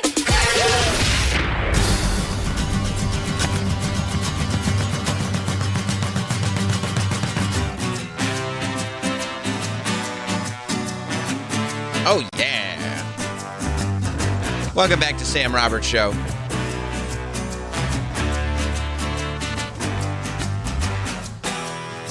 I'm very excited. It's a little pricey because it's new, but they just put out that new movie on digital video on demand downloads. Superman. No, Bennington. Oh yeah, Bennington. they did. That new movie Bennington, With Earl. the Ari Aster movie. Yeah. Bennington. Yeah, it was about during the pandemic when Earl tried to be the mayor of that city. Yeah, it is. I saw that came out quick. Video on demand. I mean, it's that sort of like in theaters, but also on demand. So it costs like $25 or whatever. Which, I mean, it's basically what you'd spend anyway. Yeah, because I go dolo. Yeah. Yeah. And, I want to see if Earl wins the election. But I think Superman's coming out on Friday. Really? Yeah. That's about Ron. Yes. Because he's Superman. Yes. Yes, he is. Yeah, so I don't, Oh, you going to do it? I maybe, but I also like to get those Blu-rays now. So it's like, but then you got to wait until I think Bennington doesn't come out on Blu-ray until October or something like that. Okay. Double up. I don't like doubling up. Although, they always say the more Bennington, the better. So. Yeah. That's why there's two of them on now. Yeah, it's true. That's true. Yeah, that's right. I did read some news that I think is going to frustrate you guys. Okay. Remember we were talking about the Rock and Roll Hall of Fame? Love the Rock and Roll Hall of Fame. Right. And remember that there were certain artists that I was like, very much they should get in. Yeah. And you guys were like, no, not even a little bit. That doesn't make any sense. And I was like, yes, of course, this person should get in. Yeah. And you guys were like, no. And then he got in. Well, Chubby Checker just announced he's not even going to the induction ceremony. This fucking guy. He's not going. Why? He's doing a show. And by the way, he's like specifically never wanted to go. I know. He said I'm doing a show that night, so I'm not gonna be there. Reschedule it. Can't cancel. No, he doesn't want to reschedule it. No. He told his manager when the date for the Rock and Roll Hall of Fame was released, right. He said, book me a show for that night because I want to be in front of my fans. I want to be in front of the fans. So he's not going to the induction. This fucking asshole. I knew you guys would be pissed when I read that news. You didn't even want him in. And then when he gets in, he's like, yeah, I'm not going. I'm doing a show that day. When in reality, if like people had seen him, and it's not like every person in the world watches the Rock and Roll Hall of Fame induction, but music fans do. Like, I would imagine that there's at least a little bump in tickets when people see you performing or doing something at the induction ceremony. Chubby Checker? Yeah, really? You think he moves the needle? Let's twist again? Maybe people forgot. Oh, you know what? I can't believe he's still rocking and rolling. I totally forgot. I can't believe he's still alive. You guys are so salty. I mean, he's like... Look at that real hair. Yeah, exactly. He's still got every strand of hair. And not one gray on his head. He's amazing. Come on, baby. Yeah, I know the song. Okay, let's twist again. That's the same song, right? That's a different song. Two big hits. I mean, for like, our parents were children when that song was a hit. Well, yeah, but still, it was very influential. I'm not saying it wasn't. That's why he needs to be in the Hall of Fame. And I'm surprised he decided not to go. I wonder if he's salty that it took him this long to get in. Maybe he wanted to get in before, and there were a bunch of haters like you guys going like, Chubby Checker. I mean, I think this is literally the first time he's been nominated. Which sucks. He should have been nominated in the first class. No, they're just running, and he was eligible. Of course he was eligible. These hits he didn't just come out with Twist again, and we got to wait until it's eligible. Look at his hair. I know, it's perfect. I mean, it looks like somebody took like ramen noodles and spray painted it black. No. That's just like his hair. There's no way that's his real hair. That's his natural hair. 83? Yeah. By the way, that's his natural hair. He's not on tour. He's literally just doing this show. A one-off. Good. A one-off. Good. I mean, it's kind of funny. Because he wants to be in front of fans instead of TV cameras. I mean, the fans have televisions. Also, I like TV cameras. I'll probably watch online, Okay. But, like, fans can watch via the magic of television. No? I just don't understand his reasoning. I mean, it's like, who cares? I think Go get your award. I think he's mad that he wasn't put in sooner. Well, who cares? You're there now. Well, he's mad about it. He's salty. He's the king of rock and roll, they call him. Who calls him that? Who said that? I had always heard that Chubby Checker's the king of rock and roll. Who else would be? Possibly play all these songs. I would say Little Richard over Chubby Checker. Really? Oh, he starts and ends with the Of course, you had it. Well, it's the Twist. Well, now, okay, so some of these... I mean, these are all covers. But you know what I like about the covers? What? Not only does he do the Twist, he sings the Twist, Twist It Up, Twist and Shout, Peppermint Twist, This piece of shit. Slow Twistin',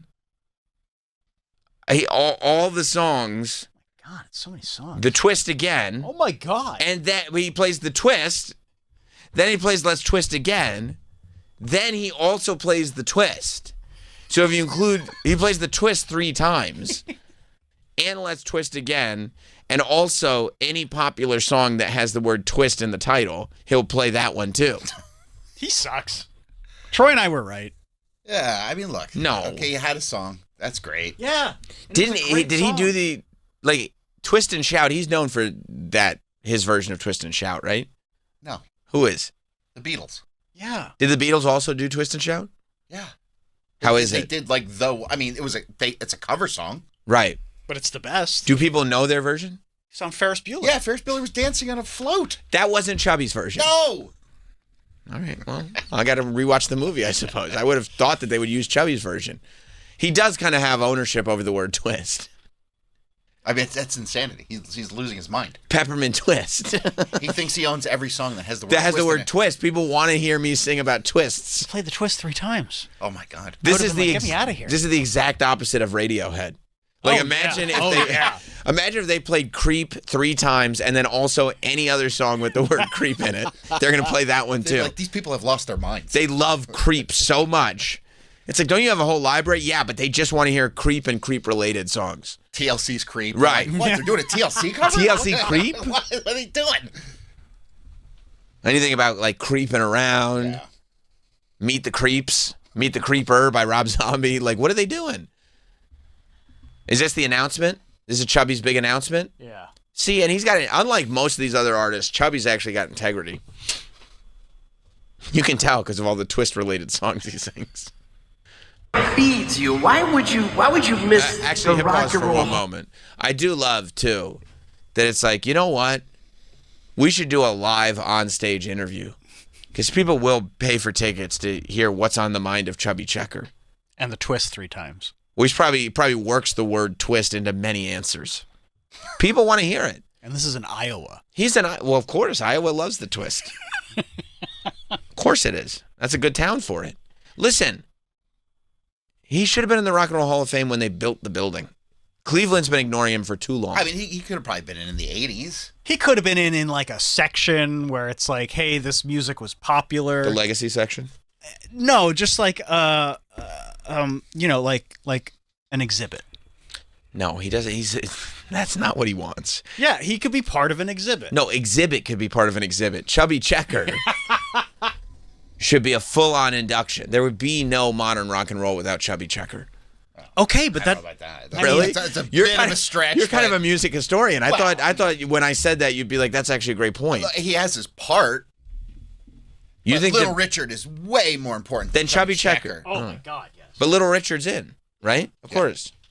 Good golly, Miss Molly. I mean, he's. I mean, really, let's celebrate Little Richard more instead of Chubby Checker. He really is like the architect of like. You'd give Little Richard a second induction before you gave Chubby Checker a first? Yeah. Oh, my God, yeah, absolutely.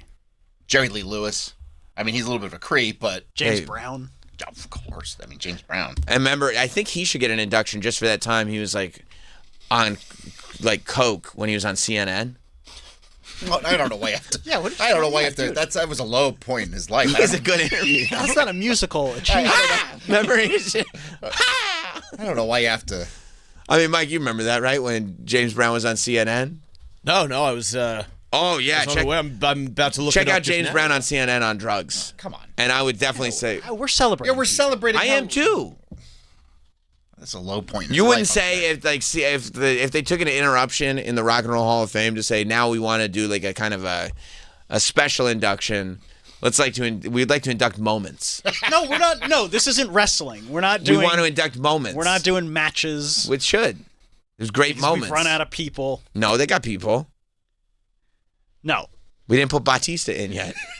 He'll get in. Don't worry. No, we want to do moments. And we want to go like, the 1988 James Brown interview on CNN 100% deserves an induction in the Rock and Roll Hall of Fame as a moment. As a great moment in rock and roll. He joins us from Atlanta to discuss the charges, and we welcome you, James Brown. Okay, could you pause for a moment? I forgot, too. This wasn't an interview that was there to promote his music.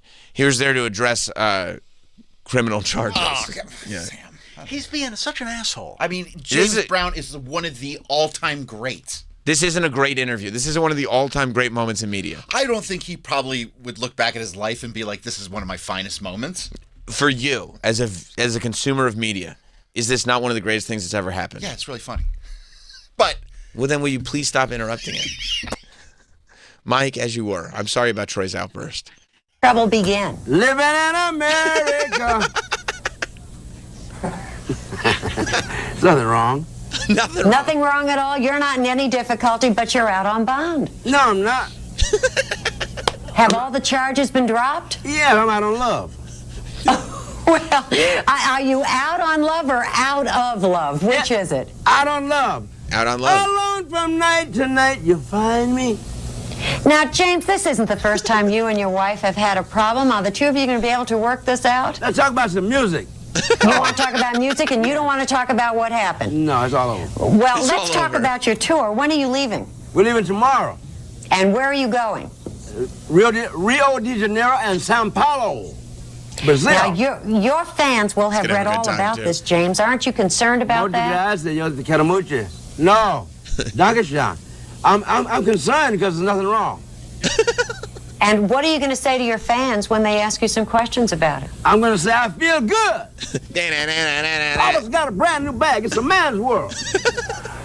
Well, that's the second time we've heard that. Do you hear them laughing in the background? Yeah, of course. Yeah, and then James hears them because he's via satellite. He's in a different studio, but he hears them laughing in the background. So now instead of playing to this lady who's annoying him with all these unnecessary questions, the people are liking his responses, and so now he's playing to them. He's standing up in his chair. He's dancing.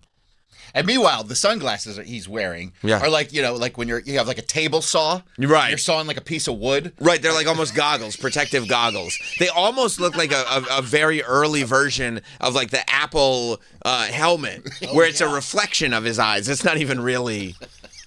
Yeah. Yes. They're protective goggles. Yeah. But I just love it. He's on the show to talk about the getting out on bond. And he was like, well, that's fine. There's nothing wrong. Let me just list the songs that I did. I mean, some of these answers sound like when you would prank call somebody and then just use a soundboard to give answers. Yeah, the E-Bombs World like soundboard. They make no sense. Right. Like they're just his stock answers. Yeah. Right. I feel good. You're right. This is really funny. I forgot how funny that is. Would you give it an induction in the Rock and Roll Hall of Fame? 1,000%. Yeah. Because also James Brown is coming across like a rock star here. He is. You know what I mean? Like rock stars, they should always be walking on the brink of self-destruction. There's an element of chaos. An element. There's a room full of it. Yeah, they don't make them like this anymore. No, they don't. He's a real one. They broke the mold with James. They really did. Go ahead, Mike. It's a man's world. Well, that's the second time we've heard that in 2 days. That's very interesting. Now, don't leave us, James. You stay right there. I'm We not have gonna more leave out that and we do have to something. talk about. Well, tell us a little bit about what you're going to be doing on this tour. What'd you say? What are you going to be doing on this tour? I'm going to be Where doing you- Papa's Got a Brand New Bag, Living in America. Sex Machine, get up off of that thing. I feel good. Jam. Now, I understand that you have already... James, I have to ask you one serious question here. I understand you already have started divorce proceedings. Does that mean that you're now eligible? Yes, I'm eligible. I'm singing. I want to mingle. You want to mingle? Yeah. Now, the women love you when you get out there. Why do you think that is? What'd you say? The women love you when you get out there. Why is that, ladies? Well, I'm asking you. Huh? Because Why I do you look think good. that is? Because You I look smell good. good. I Yes. feel good. And you sing good. And make love good. Oh. Well, there we are. We don't He's have to ask kicking it. anybody else. We got that from the source. There you are. Now, you're involved in publishing a gospel magazine. Tell us a little bit about that. The Second Coming. It's out of Augusta, Georgia. It's Ankle. Joseph P. Young is the editor, and James Brown is one of the advisors. And we're doing a fantastic job. The Second Coming. It features, on this week, I think we have the Pope and I believe the Williams brothers.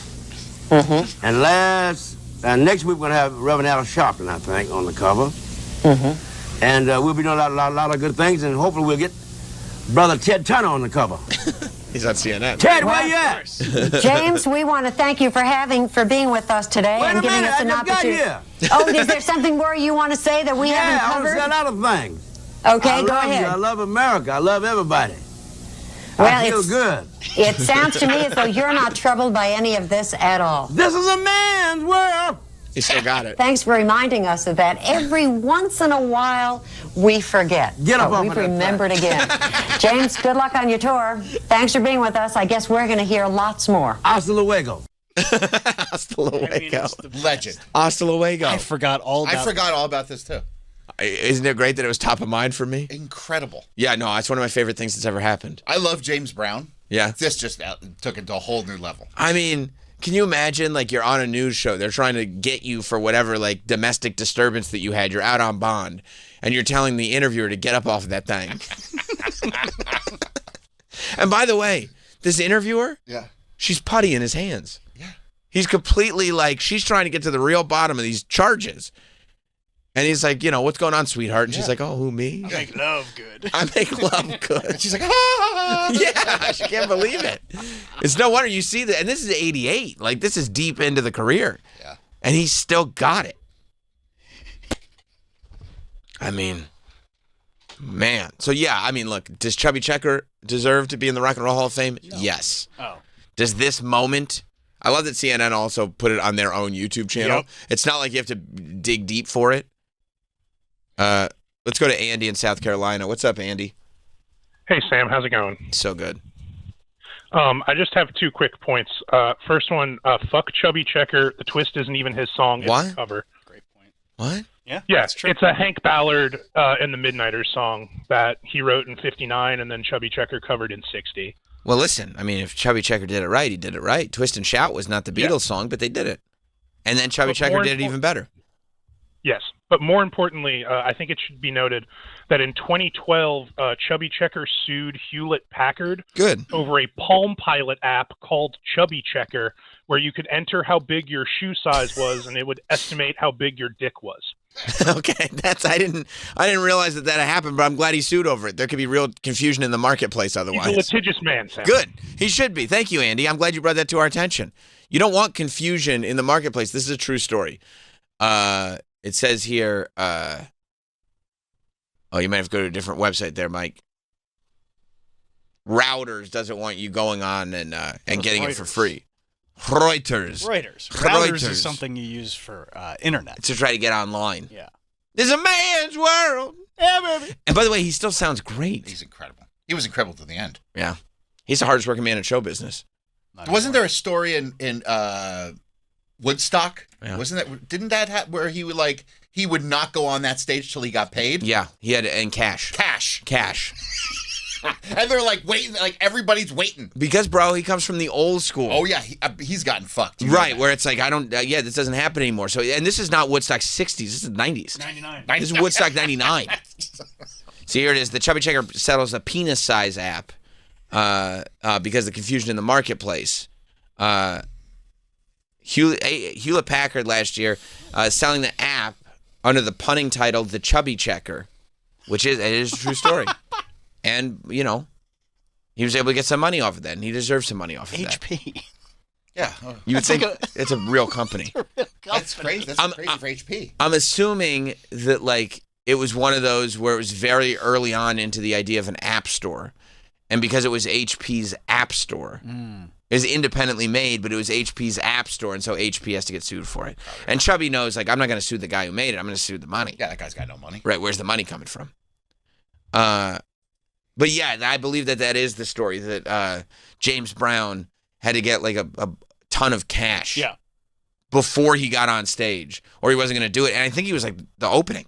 He was the first one. And they're like, we're ready for you. And he's like, I want all the cash up front. Literally, everything's set up. Right. They're literally waiting for him to walk on stage to do the show. And he's like, well, I haven't gotten the Where's cash the yet. cash? Right. You mean the payment? No, I mean the cash. Yeah, because he was on that circuit where he'd go up on stage and doing gigs every night, and there were people that were... I'd get off stage and they're like, yeah, we don't have money to pay you. Right. Artists were getting fucked over left and right, and who are you going to tell? By the way, he performed for an hour and a half. At Woodstock. Yeah, it was 26 songs. Well, once you get him up there, that's the thing. You got to get him up there. Once you get him up there, you're good. But you got to get him up there, and sometimes that's going to take a whole bag full of cash. And good for him.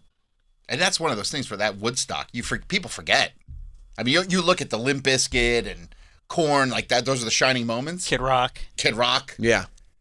James Brown opened it. For an hour and a half.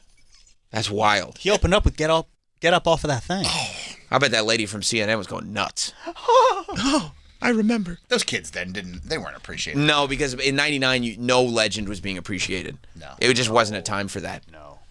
Now there's We were making new legends. That's right. That's right. New metal legends. There you go. And you. Mike in D.C. What's up, Mike? Hey, how's it going, Sam? Greetings and salutations. Hell yeah. I have this feeling that maybe Uncle Baby Billy was modeled after James Brown, because that's exactly what Uncle Baby Billy would do. He'd be like, I'm not getting up there, Eli, unless I got that cash. You know what? Now that you say it, Teensus? It's Teensus. Why wouldn't you just make it Teen Jesus? No, because it's Teensus. You know what? You're 100% right. And when I'm looking at this photo of him on CNN, he's got the Uncle Baby Billy hairstyle. He's got the Uncle Baby Billy outfit on. I would not be shocked if Danny McBride took inspiration from late 80s James Brown to create Uncle Baby Billy. That's a good call, Mike. Thank you very much, boys. Have a great one. And Troy's doing awesome. Love him. That's great. Thanks you, buddy. That's great. Thanks you. Thanks you, buddy. Thanks you, buddy. He loves a little credit, Troy. Oh, loves it. Well, yeah. Only in certain things. That's like my Uncle Baby Billy was he wants credit for Teensus. It's Teen Jesus. It's Teensus. It's Teensus. Which, by the way, when Jesus was a teen, he would have just been a regular carpenter guy, right? Yeah. There's not much about Jesus in his younger. There's a whole series. Oh, a television series called Teensus. It's fictional, though, I'm assuming. Oh, is it? Because I think song and dance number. Uncle Baby Billy had musical numbers and also had him already doing miracles and stuff as a teen, as Teensus. You just need one more miracle. Yeah, you need another miracle. Also, Uncle Baby Billy liked to water ski in the nude. That thing was. I can't wait till Troy finally watches Righteous Gemstones. I think you. I watched the first episode and I thought it was hysterical. Right, you just haven't. Because they were doing baptisms in a wave pool. I was literally like, this is ridiculous. Ridiculous. And it's the joke economy in that show. Yeah. The jokes per minute, which is what you like. I That's love it, yeah. Quick Airplane jokes. is joke economy. I'm assuming the new Naked Gun is the same way. Just joke. And they're all good. Yeah. Especially now that the series is complete. Just wait till he starts. He won't be able to stop. No, it's so good, dude. It's so good. So we mentioned that you wanted credit because yesterday we were dipping back into the top 90s alt-rock one-hit wonders. Right. It's been a big hit for the show. We did that yesterday? We did it yesterday at the end of the show. I only remember one person doing it yesterday. Well, we tried to... You don't have to be mean. We tried to be a we thing, but then Troy screened the calls faster than, by the way, he's ever screened calls. I've never seen him screen calls this fast. And then started screaming into the microphone, please let me do my list before you go to any calls. I want the credit. Well, is that fair? Is that all true? It also should be noted, I had a double shot of espresso yesterday. So you did? I was shot out of a cannon. That Sabrina Carpenter song? Yeah. Wow. So I was fired up. And, 90s all rock, that's my shit. I know. He was like Tim Robinson at the drive-thru saying, please, let me You gotta let me do I'm doing a thing. I'm doing a thing. You gotta let me through. 50 cheeseburgers, 50 chicken. That's what he was sounding like. Yeah, no, you should see that sketch. It was you to a T yesterday. Yeah, you wouldn't disagree. You couldn't sue Sam for slander. No way, dude. That's what you were doing. Okay. But yeah, and I mean, look, to be fair, you did start this whole trend by saying, what was it? I got to go back to the beginning of my list. Flagpole Sitta. Harvey Danger, Flagpole Sitta is the number one alt-rock 90s one-hit wonder. And I stand by that statement. So we've been doing this list, and we got to keep adding to the list. Because now that you've made the statement, we are going to get down to, as I do enjoy doing, crafting a bracketology and tournament style, getting this down to one song. Somebody's going to win and somebody's going to be a champion. I can't wait to create this bracket. Now, we have been involving all of you guys, as you guys have been calling in, as you guys have been tweeting, and like when you call in, we take those calls seriously in the moment. When the tweets start coming in, I do... I do take a view of them. As a matter of fact, just the fact that so many people voice concerns about Better Than Ezra being on this list, I said, yeah, we got to look into it. And we did our investigation, and we realized that Better Than Ezra does not belong on the one-hit wonder list. Now, I got enough mentions yesterday that it came to my mind. Okay. That there were, and I don't know if these are Canadians, but they said, no, Crash Test Dummies are not a one-hit wonder. That is obviously a hit. Yeah. But we played one song yesterday that was like a real dopey song. Yeah. That we were like, this is not, they're still a one-hit wonder. But many people said, no, it wasn't Superman's song that they said was hit. If you go back to their list, it was the Pickle one. It was the Ballad of Peter Pumpkin. Peter Pumpkin guy. It's Pumpkin, not Pickle. Yeah. You could see where I would make the mistake, though. It's from Dumb and Dumber. Oof. The Ballad of Peter Pumpkin Eater? Peter Pumpkinhead. Peter Pumpkinhead. So they're saying the Ballad of Peter Pumpkinhead is enough that it would knock them off the one-hit wonder list. And look, we have set a precedent here that even bands that have like one big hit, if they've got a significant enough career outside of that hit, be it, it's called the Bloodhound Gang rule. And I don't know. I see Crash Test Dummies as a one-hit wonder, but if Ballad of Peter Pumpkinhead is good enough, then we might have to take them off this one-hit wonder list. Okay. Here's where I'm at. I'm going to say no because it never charted in the United States. And that's where we're from. I'm from the United States. I'm an from American. The land of the free. I can't wait till 250. 250. America 250. All year next year. Oh, I can't fucking wait. This song charted in Canada. UFC on the White House lawn. Oh my God, it's going to happen. It's going to be so sick. Make a John Jones back for it. And so I'm with you. Like I'm America 250. I'm not Canadian. But what song doesn't chart in Canada? But Dumb and Dumber is a great American film. But it wasn't a hit. It didn't even chart. All right, well, let me hear Ballad of Peter Pumpkinhead. Charted here in fucking Iceland. Well, I got to find out if I recognize the song. That should be the deal. If nobody here can recognize the song. By the way, yesterday, Judy? I got so many messages that people could not believe that we didn't know Judy. Judy Bagwell? Yeah. No, I never heard that song before. What's Judy? We played it yesterday. Yeah, right? I don't remember it. I want to hear about this Ballad of Peter Pumpkinheads. Let's see. Okay, we got a little story to start. Bonjour, eh? Oh, it's Canada, eh? Oh, Dumb and Dumber, but they're in Canada. That's friendly. Jeff Daniels. Oh, now he's got a pumpkin on his head. Let's begin. Never heard the song.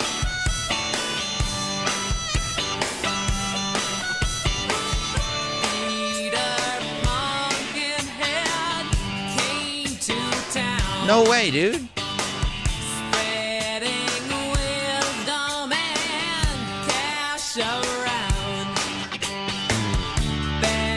No, you can turn this down. No, this is not a one. This doesn't. However, okay, here's my question though. If there's enough of these Canucks out there, even though we're America 250 on this show, if there's enough of these Canadians that are saying, no, there's this song, there's that song, could Crash Test Dummies fall into the Bloodhound Gang rule? No. I would. No, America's the gold standard. Yeah, no. Of everything? Yeah. Yeah. That's a good point. That is true. I mean, listen. Are we in danger of becoming a province? No. No, we're in danger of adding provinces. Right. Is Canada going to become 51st state? I would say... Quite possibly. Yeah. Then we can revisit this. Yeah, we'll talk about it then. I'll say better chance than not. By the way, it was Joey by Concrete Blonde. People were very surprised we didn't know that song. Did I put it on the list? No, it's not on the Concrete list. Blonde fan. It's not on the list. Okay, well, so big deal. Yeah. People can be as pissed as they want to. That's the notion of the... Okay. All right, so we're keeping Crash I'm Test keeping Dummies. Crash Test Dummies. I completely agree. Stop tweeting me about a pumpkin head. I don't believe you. Just give me one. Give me your best one. What do you got, buddy? Mike in Florida. What's up, Mike? Hey, what's going on, fellas? Hey, man. A bone to pick with the Trav Dog about yesterday's shenanigans. Okay. So I was on hold. I had the song, The Flies, Got You Where I Want You. Yeah. And then you said to Travis, you're like, Travis, you go ahead and pick whoever you want to have the last song that we're going to do today. And I'm guessing he looked down at the calls and we're like, oh, go to this other guy. And we're not going to let Mike from Florida have this one. Wow. And then he took, did you take that yesterday? No, I think I credited it to somebody else. But Mike, there's probably, you and I are not the only ones who know The Flies. I mean, we should be the only ones who know The Flies because that song is great, but the album was absolutely trash. But I felt personally assaulted by Travis on his chicanery. Do you want to try again? Do you have I would love to try again. Right. Can I get one for you? Yeah, of course. Yeah. Stroke 9, Little Black Backpack. Oh. Hit me with it. What's... Mike, this was on my list. What's it called? Little Black Backpack by Stroke 9. Stroke 9. I don't think Sam knows this song. What? I might be drawing a blank here, too. What? Yeah. What is happening? Yeah. Mike, we might have to have a side conversation. Thank you, Mike. I'll call you later, okay? All right, sounds good. Let me hear that. Stroke 9 is what I do when I'm by myself. Stroke a 9. Nice. You don't know this song. Yeah, wait. Just fucking relax, dude. Chill. Yeah, I do know the song. Like, let it get to the hook. I don't think Troy knows the song. I do. Go on, yeah, I know that part. Okay. Yeah, it's a movie soundtrack song. Yeah. Wow. Ooh, you guys almost scared me for a minute. Well, if you... I mean, this wouldn't be high on my list. No, it's not going to make it very far. Maybe on your bracket. There's one bracket. What? We're not all making our own brackets? No, it's one bracket. We'll have to agree on it. That's so fun. We're determining the best song. Well, yeah, but, I mean... You think it's not fun because my votes are weighted. Your votes are not weighted. Of course, I have weighted options. 2-1? Probably a little more. Shit. They're like everybody here on the show has equal shares, but my shares are weighted shares. Oh, so you don't have advisory shares? Yeah, you don't have voting power with your shares. Okay. We're putting Stroke 9 on the list. Yeah, Stroke 9 little, yeah. It's not going to make it far, but I'll put it on the list. It'll make it pretty. I don't think so. You can even, I mean, bring it down. Really? Yeah, it's not that great. Oh, you'd rather hear silence? No, we're going to talk. We're going to do a radio show. Oh, yeah, that wasn't that great of a song. It really wasn't. Fucking idiot. And this guy's over here like, oh, can you God, we got the best song. I can't believe we didn't know this. This is a great song. It's okay. It's fine. It's nothing great. It's nothing really not. No. I kind of recognize the hook from Angus. We could have gone this whole tournament and never come up with that song. I would have been fine. Can I give you a theory? You can give me a theory, yes. I think it was on Troy's list and he's pissed that he didn't get to I'll show it to you. Want to see my list? No, I don't. No, actually, I would love to see your list so I can have the songs ready. No, don't show him your list. He'll sabotage you. He'll take your credit. I would never do that. Libby in Oregon? Oh, really? Hey. We haven't picked up the page. So, what's up, Libby? We haven't. I am going to be quick. I know I'm a talker. It's okay, Libby. We're still kind of, We're puddling. Okay, I'm both fast. I'll be fast. You don't have to be. Okay. Relax. You sound like Travis. Like, I don't know what it is about this bit. It's like this should be like an easy, cool thing. It makes everybody so tense. Troy was yesterday like shot out of a cannon. He's like over here going like, I needed it. I'm selfish. I want it for me. I want it for me. Then today, Travis is like one note of a song going, you guys don't know this.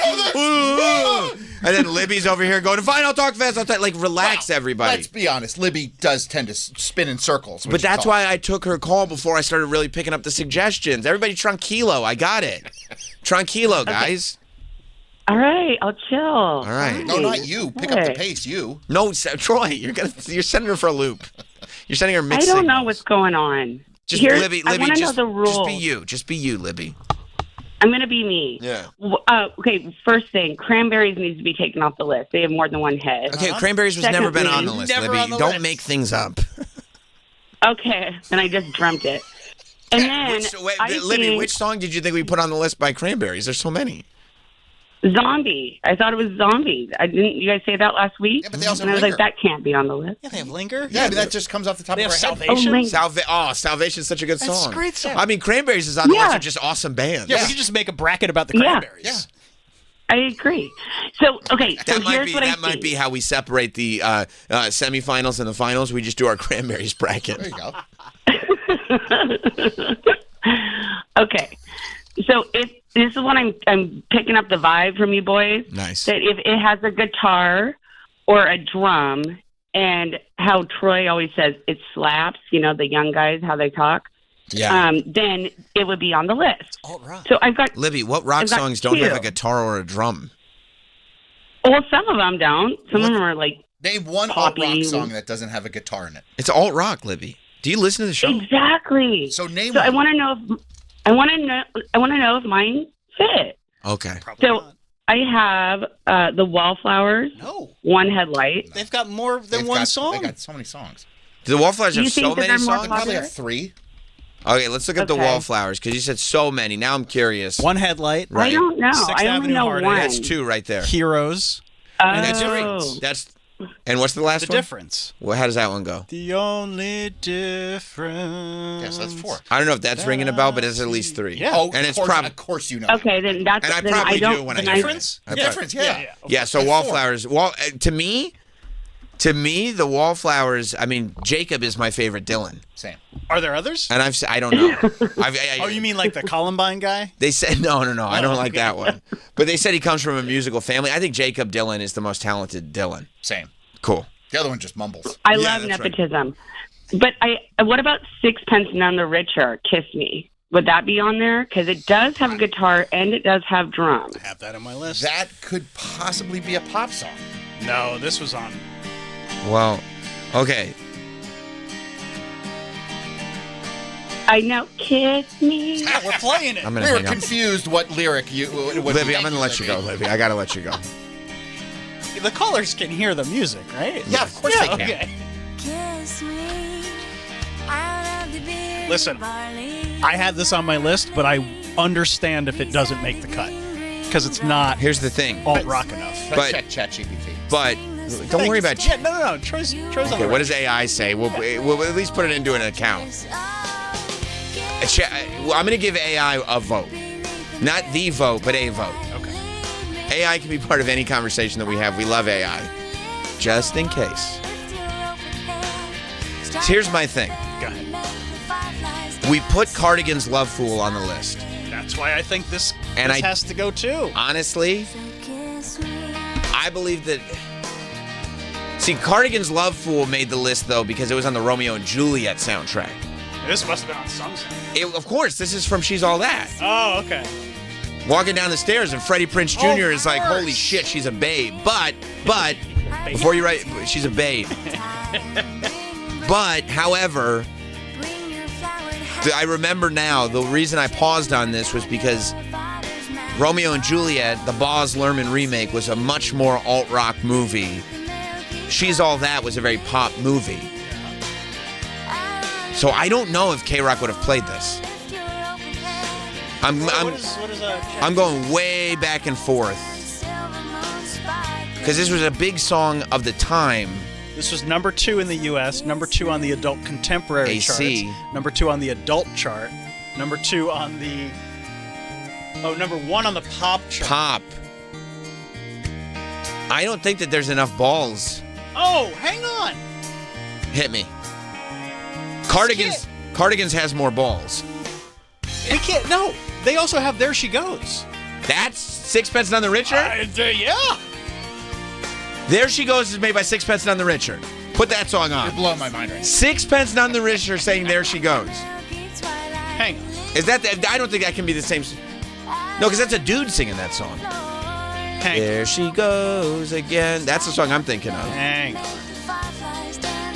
No, play me This is Sixpence. Sixpence. What? This is Sixpence None the Richer. That's a girl singing that song. Yeah. Why? We're arguing for nothing. Okay, by the way, this is the most Mandela effect that I've ever experienced. My mind is blown right now. Because I go, that's definitely a dude that sings this song. I would have thought so too. But that's not only a lady, that's the lady from Sixpence None the Richer. Yeah. I don't know who I thought sang this song. What? Okay. It's a great song too. Oh, great song. Great song. Sixpence None the Richer. I've got goosebumps because I can't believe what's going on. My mind's blown. Would you say a dude sang this song? I would have, if you said... What, you thought it was the teenage dirtbag guy? Wheatus? If I had said, whoa. Yeah, that's my mind's blown fucked too. up. That's Mandela. I just got hit with the Mandela effect hard. I think that lady from Black Mirror might be here hitting buttons because this wasn't a thing. All right. Banger. Man. And I'm glad to see Sixpence None the Richer getting their love. They rule. I mean, it was 2 songs 26 years ago. I don't care. Those Great are song. 2 amazing you songs. Write 2 amazing songs. I You get can't. love. Exactly. Yeah. All right, so ultimately, Libby called in with 3 artists that have more It than just one hit. that call was completely useless. I mean, I can't believe that Libby's been like sitting there for a week trying to get on the air. She didn't even look up if any of her artists had more than one song. You know, some of these They're people... giant, and these artists have giant songs. Somebody called up earlier screaming. He's like, how do you not have Blister in the Sun? I'm like, No. I literally Googled it while the guy was on the phone. I'm like, bro, that was 1983. Don't you have Google? Like, why are you not checking these before you calling in? You yelled at him? Yeah, we were in a different segment this morning. Oh, I heard you yelling at him. I was so pissed. I was like, that is a dumb thing to say. What were we talking about? The first segment. Yeah. Like probably the political ads or Yeah. something? Yeah. I was so pissed. That's so funny, dude. That's so funny. Come on, man. Okay, the controversy continues. Jeremy in Buffalo. And by the way, Buffalo is a little close to Canada. What's up, Jeremy? I thought it was. Well, I heard this when I was in Rochester. Crash Test Dummies has afternoons and coffee spoons. That must have charted. I'm so tired. There's no way that charted, dude. That's not a thing, dude. No, I'm not even. Don't even check it. Can people stop? You heard it. You heard it. What's the song called? Afternoons and coffee spoons. Again, Okay, charted can in we Canada. listen to this stupid song and can people shut the fuck up about the Crash Test Dummies? Okay, afternoons and coffee spoons. And if this is not, if we agree that also we did the Pumpkinhead song, we did that other song from yesterday with this guy's goofy ass voice, and now we're doing afternoons and coffee spoons. No more with these Crash Test Dummies. Stop it. I'm with you, dude. Are you sick of it? Because what are you talking about? Like, okay, we've gone over it. Like, why are you pushing Crash Test Dummies? That Nobody guy's, cares. This guy's voice is ridiculous. We would remember if we heard the song. Okay, go ahead, Mike. I'm sorry.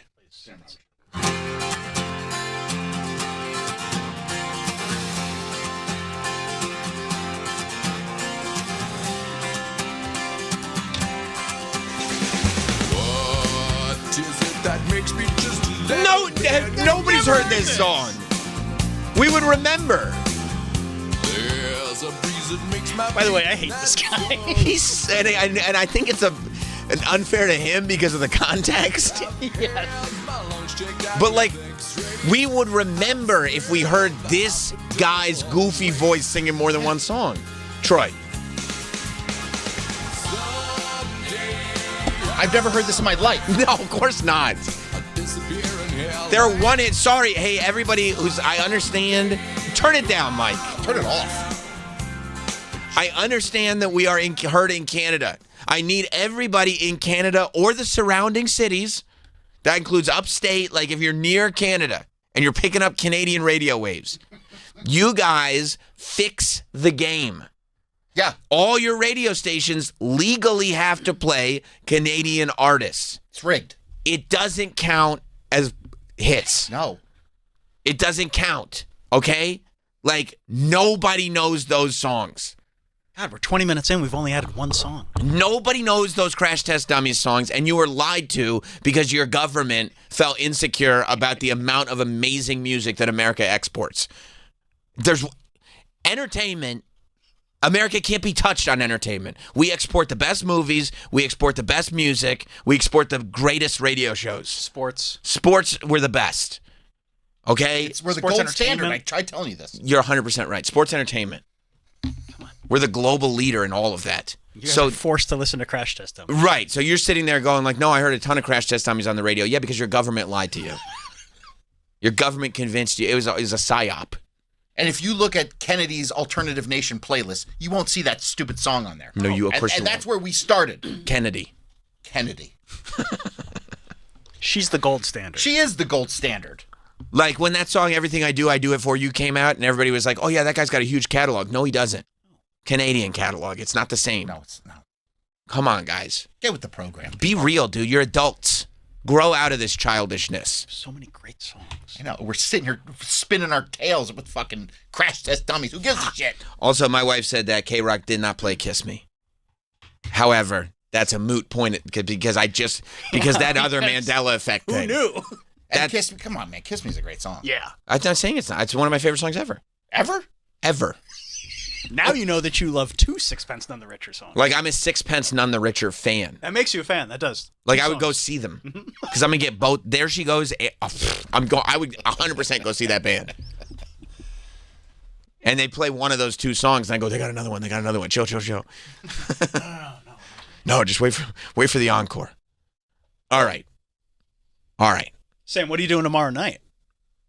Nothing, bro. Chilling. They're in New Haven. Really? Yes, I swear to God. And tomorrow's Thursday? That's my Friday. New Haven. Or is it sold out? I doubt it. I could go see Sixpence None the Richer literally tomorrow? I wish they'd just come in and play acoustic here in the studio. Oh. Unfortunately, this looks like a B market tour. So they probably need some help with the promotion. Can we get him? Can you talk to the guys? See if they're not going to be in New York. It's not far. This is a B market tour in the sense we're not going to be in New York. I mean, still New Haven, driving from New Haven. That's not far. That's not that. We're a national platform. Pick up some Frank Pepe's on the way for us? You think they would bring us some Pepe's? Wouldn't that be a solid move? It'd be solid. If the girl from Sixpence None the Richer came in here with her guitarist, because we only need the guitarist. Right. And she with could Frank also Pepe's and 2 songs. 2 songs, and maybe like 1 or 2 songs from Jill Sobule. She could just perform them. Who would know the difference? And give us a solid cover too. Yeah, I think that's fine. Who would know the difference? Okay. We got some suggestions. 866-969. Can we do a good one, please? 1969. Here we go. Now let's start playing again. We're up to 32 songs. These are the songs that we have right now, okay? 33. 33, you're right. Stroke 9, Little Black Backpack. You're not going to recap all 33 songs, are you? We got the Flies. We got Citizen King. We got EO. We have Duncan Sheik, Barely Breathing. We have Edwin Collins. We have Green Jelly, 3 Little Pigs. Harvey Danger, of course. Meredith Brooks, Bitch. Deep Blue Something. The New Radicals. Eagle Eye Cherry. Bittersweet Symphony. Dishwalla. We have Crash Test Dummies. I don't want to hear about it again. Tracy Bonham, Not a Surf, Popular. Space Hog, Breeders. Trippin' Daisies, I Got a Girl. Four Non Blondes, What's Up? James, Laid, Butthole Surfers is on here. Local H is on here. Cardigan's Love Fool, Verve Pipe, Merely Freshman. Sean Mullen, Lullaby. Edwin McCain. Len, If You Steal My Sunshine. Corner Shop. Folk Implosion. Squirrel Nut Zippers. Hell. That's what we've got. Oh, they're opening for Toad the Wet Sprocket. I'll get right out of there. Tickets are available. Well, guess what? I'm here for the opening act and the opening act only. Yeah, that means you can go home early. Ooh, I love going home early. And I'll probably, it's always nice to visit the merch booth when the headliner first goes on because it's open. All right, are we ready? I got a couple. Can I give a couple? Or No, did bro. I blow You were I you were selfish you. yesterday. Okay, you're right. All right. You were really selfish But yesterday. I have some I'm excited about. I have so many I'm excited So give Travis one already. Tom in San Francisco. What's up, Tom? This is on my list. All right, guys, I have two Shut for up. you. I have White Town, I Could Never Be Your Woman. That was played on K-Rock back in the mid-'90s. I heard it all the time. That is 100%. I mean, unless White Town has hits I don't know about. But this is a layup. I can't believe it took us to 34 to remember it, because this I feel like has the potential to go far. Oh yeah. Oh, this is a great song. Yeah. And what's your other one, Tom? The other one is Hum, Stars. Yes. Hum Stars. How does that one go? Oh my God. I'm sure stop with the oh my gods. Like, because I don't know the one-hit wonders by name. Try. You know Hum Stars? It's okay if you don't. I don't. I kind of want to let this play first. We're not. We gotta. Let's keep it moving. Hum Stars. It is a banger. Of course. Yeah, of course. Two layups. Yeah. Two layups. Good Tom, job, Tom. Excellent. Way to save us. I'm gonna get rid of you, Ryan, because Tom said the same thing that you had. I'm gonna go to Harrisburg, PA, and Tim. What's up, Tim? Hey, Sam. Stabbing westward, Save Yourself. Yes. What year did that come out? That's got to be the 90s. I don't know. And then I just thought of two more while I was on hold. Whoa. Okay, hang on. We're looking up the year. We're just making sure everything's legit here. But I think Stabbing Westward had another hit. Okay, look up Stabbing Westward then. We gotta Save Yourself was 98. Okay, that's great. But feels like something that would be on the Jason Goes to Hell soundtrack. It's a good time for soundtracks. They also had What Do I Have to Do? And that was a big hit. What do I have to do? Let me pull it up. Yeah. I'll make the call right now, Tim. I'm not going to give you your other two picks if Stabbing Westward is not a one-hit wonder. Hang on. Okay. There's a lot on the line here, Tim. What do I have now, to... Now, you might think it's the same song. I assure you it's not. Is it a different song? Hang on. Got to get that mix right, bro. Yeah. Come on, DJ. Get those spindly fingers working that board for once. Doing a lot here. You're just running the board. Hang on, okay. It'll kick in. It better kick in. Well, relax. Sounds like operator error. Yeah, it's a lot of operator error going on right now. It's mainly Travis. I mean, this was like number 7 on like the rock charts. Okay.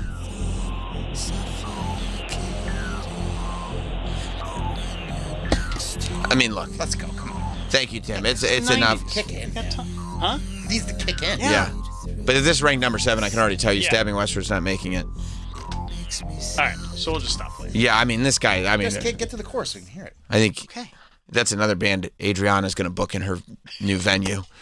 Alex in D.C.? Hello. Hello. Crazy Town Butterfly. I think that's in the 2000s. Is it not? Nope, 99. Really?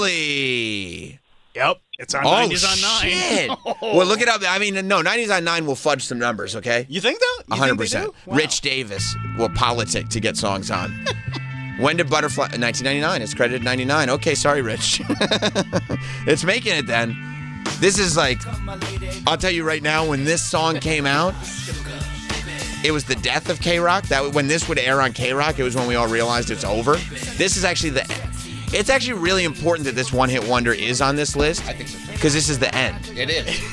It's like, oh, this fuck. is the final nail in the coffin. Yeah, we did it. We did it, I guess. Like, Shifty killed the one-hit wonder. 100%. It started like 92, 93, it starts big. And then it goes all the way till this song. And you hear this song and you're like, fuck. Oh, it's over. And you go like this. That was a good time. You know? Man, that was really fun, but... It was fun while it lasted. Yeah, I guess it's over. And you know what? Crazy Town deserves a little bit of credit for that. And for when he was on the roof in Sober House. It's a monster song. Oh, yeah. I know, but that was also the fact that it got so popular and sucked. really did like let you know like how bad things have But gotten. like, does it suck? Where like, yeah, of course, at the time it sucked, but when you hear it now, like, are you angry about it? I'm listening to this and I go, this is a song that sucks. Okay. Yeah. Yeah. Yeah, this song blows. You know what I'd even say, since we're in the spirit of the 90s? Go ahead. This song blows donkeys for quarters. That's what I would, yes. Yes, 100%. Lou in PA? Hi guys. Hey. Did you talk about Chumbawamba yet? Well, Chumbawamba's not on the list. Tud Thumping is not on the list. No, we talked about it on the first day. Right. Is And, it too... I think we agreed that it wasn't too alt-rock enough. It wasn't alt-rock enough, I think we said. It's too poppy. It's too much like Lou Bega. Okay. Yeah. Thank you. Well, that's all I got. Yeah, it's a little too Mambo number 5. A little bit of Angela. That's right. That's right. Aaron, we got you. Can I... So thank you, buddy. Go Can I bring ahead. something up that's on the phones, just that we don't have to... Yeah. Okay. Scott in South Carolina. Oh, that was 2000. Well, here's the thing. And this is a banger. Scott, go ahead with your pick, because I didn't want to discuss it, because I feel like they don't get discussed enough. They don't. And by the way, Meadow Soprano also did an amazing cover of this song. However, this band is not a one-hit wonder. Go ahead, Scott. I don't think. Anyway. Scott. All right, whatever. Scott. What about the Cores? Okay, the Cores. I believe that there was, first of all, Breathless was 2000, and I believe there's another, I don't remember if it was Runaway. There was another Cores song that I was like, they still got, because I was a big Cores guy. When this Breathless song came out, I was like, I can't believe how great this is. I can't believe how good the Cores are. But I think there was another Cores song, and it was 2000, and the best version is by Meadow Soprano, Walking Through That House in Jersey. So, can't do it. James, no, some of these guys, okay, let's go to the people who have been waiting for a long time. I can't imagine, there are people who've been waiting for 30 minutes. I can't even believe we've been talking about this for that long. It's speeding by. Tyler in Chicago. Hey, guys. Hey. Going back to Dumb and Dumber, you forgot the real one-hit wonder. Go ahead. New Age Girl by Dead Eye Dick. New Age Girl by Dead Eye Dick. Hang on. I don't know if that... Yeah, let me hear it, and I'll tell you if it qualifies, because it doesn't ring a bell, but that's not to say... I mean, there are plenty of songs that I know, and I don't necessarily know the name of. Here. Okay, so right now it sounds like every song ever. So it's possible. Oh, was this a hit though? I mean, I only know it I from feel the like this was like an intro to something. Yeah, that's on Dumb and Dumber. Oh, that's where I know it from. Yeah. I mean, if you know it. What, did it chart? That's what I want to know. I mean, I do know the song. Yeah. But did it really penetrate? That sounds a top 40 hit. Here's the problem. It sounds familiar, but that's because it sounds like every song ever. Thank you, Tyler. This is it reached number 27. I don't think it's enough of a hit to be a one-hit wonder. I don't think so either. I think it's more of a trivia question than a one-hit wonder. I'm taking it off. Now so much Dumb and Dumber. I mean, Dumb and Dumber rules. God, Tony Burton won't stop texting. Well, Tony's all in on this. Super People agent. get amped up. Super agent Tony and Burton. I love it. And also, like, his office is going crazy right now. No work is getting done. So many calls are coming through from other clients. And he's like, honestly, you know what I heard? What? He's telling the secretary, at this point, like, half the clients just drop him. He's saying, drop half my clients. I'm busy. Right. I don't want to hear from them. There's no work for them anyway. Drop half the clients. Some things are more important. My time is tied up. Right. Okay. If they won't stop interrupting my AI Toots portraits and my one-hit wonders. Okay, these are coming from Super Agent Tony Burton. By the way, these are good choices. Okay, of course they are. Of course. I mean, he's not. I mean, he's giving great contributions at the expense of people who used to be his clients. Closing Time by Semisonic is on the list. Temple of the Dog, Hunger Strike. Now, I don't know if I would put this on the list because Temple of the Dog was, created as a it's a super group. It's a super group that was meant to pay tribute to what's his face who died in Mother Love Bone. I can't put Temple of the Dog on the one hit wonder list. It almost like they were not meant to be a group. It's a similar, and there's something. It's similar to the Bloodhound Gang rule, where it's like it's a different thing. Now, however, Tall Bachman, She's So High. I mean, 10,000% should be on this list, in my opinion. This is when K-Rock would be like, now something for the ladies. But they would definitely play it. And this is another one Adriana would really like. Mike, am I right about that? Adriana would love this one. Oh, yeah. Yeah, but I mean, this one made an impact. This is not Visiting Day. No. Visiting Day was the one she ended up with. Yeah. Yeah, I'm putting it down. This is what she wanted for Visiting Day. That's right. This, Hesh would say, is a hit. Here, wait till... Oh. Look at this Troy. Is great, isn't it? Troy, there's good, but then there's great. Would you say this is great? It's great. This'll go far. Troy looked at me and went, this is great. Yeah. Cleopatra. I'm sorry, the 90s were the best time for They were music. so... People were just like, this is just... We got another one, and another one, and another one. Especially coming off of the 80s, which blew. 80s sucked. Imagine having to go to high school in the 80s and having to act like the music was actually good. Oh, remember our music? Yeah, it sucked. Dude. Oh, Duran Duran. Oh, remember Winger? It's a whole generation. Stuart liked Winger and Beavis and Butthead. It's a whole generation of people who had to act like what's that? I keep wanting to say Hobbs and Shaw, but the dude with the mustache with the two of them. Who are you talking about? That pop act with one guy had the mustache. Who looked Oates? Hall & Oates. Imagine, I keep wanting to say Hobbs and Shaw. I was going to say one of them looked like Baba Booey. He did. He did. But imagine having to live in a generation where you had to act like Hall & Oates was the shit. Hall & Oates is actually good. Hall & Oates completely sucks. Unironically, you have to be like, no, this is great. This is my music. I'm like, your music sucks. Dude. The only thing to take out of the 80s is Huey Lewis. And Huey Lewis is actually... The 80s had a few shining moments. Huey Lewis is one of them. them. But in terms of... for Destruction is one of the greatest records. But in terms of the pop music, it gets it's tough. Okay, here's the next one. And I'm actually kind of surprised... No, we just haven't gotten to it. We have Len, but we don't have Lit, My Own Worst Enemy, but I think Lit had more than one hit. Did they? Look up Lit. I believe that they did, because they were the ones, yes, because they had the other hit where they were singing on Pamela Anderson's butt. I think. This was 99. And it was 99. I feel like they had another hit. But I can't find it on this list. Do they have any? Are you looking at what charted?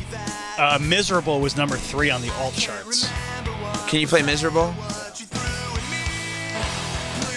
Okay, because if Miserable was a hit, we won't. How about this? If we know Miserable, it doesn't make it. If we don't, we're putting it on. Absolutely. This absolutely. If there's no other hits, this should make it. Absolutely should be on. Miserable. I believe it goes Business of Misery, Take It From the Top, Body Like an Hourglass, Ticking Like a Clock. Yeah, this is a big hit. This is a big hit. This is a big hit. Yeah. I told you they had another hit. I feel as good about this as I did about my 7 Mary 3 poll when I'm like, no. I celebrate their entire catalog. Lit doesn't make it. This is a good song. It's a great song. Lit's awesome. Lit could have been one of those bands now you think is awesome, but when it came out, you're like, this is kind of cheese. It's kind of cheese, but now you listen, both those songs are awesome. Damn. Okay, here's a good one, though. I think this one makes it. Is this from Tony as well? From Tony Burke. Tony gets all of these? I won a bunch now. Well, guess what? You probably wouldn't even have the gig if it weren't for Tony. You know what, Sam? That's a great point. Tony saved a lot of people over the holidays. Oh, yeah. It was tough going. Thanks, buddy. By the way, over the holidays and into the new year. Oh, yeah. Man, I didn't think of this one. But it's...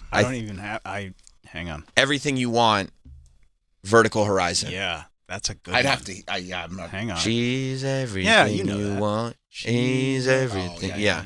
I think that's right. I can't imagine Vertical Horizon had anything else. I mean, their band is named to be a one-hit wonder. The name Vertical Horizon is not designed to have a catalog. No. That doesn't have staying power. No. Hit me. Wait. They don't go fast enough. Who doesn't go fast enough? You? Yeah. Yeah. They don't go fast enough. Who? Producers. Whoops, that's miserable. I mean, that's a good song, too. Yeah. I mean, unless this song didn't come out. What year did it come out? I'm pretty sure it's 90s. Well, unless Rich Davis is fudging Rich the numbers. Davis lies a lot to get his favorite song. Rich Davis has been politicking at the 90s on 9. It's 99. 99. 100%. This is a layup for me. What? What? No. Okay. I thought you went but you went nah.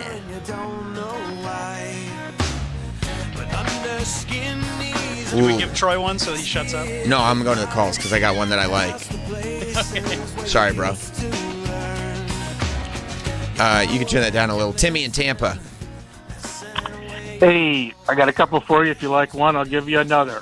You know what? I like that. Yeah, you got to earn your second picks here. Oh, Timmy, this is so high on my list. This is a really. That's why I went to him. It's so good. High on my list. Was it you had it written down? I've got it ready right here. I love this song. Go ahead, Timmy. Sucked out the feeling by Super Drag. Yeah. Yes. Oh. This is such a great one-hit wonder. Can I tell you, I'm getting goosebumps because, you know what? Like, this is one of those that, like, I haven't even considered this song in decades.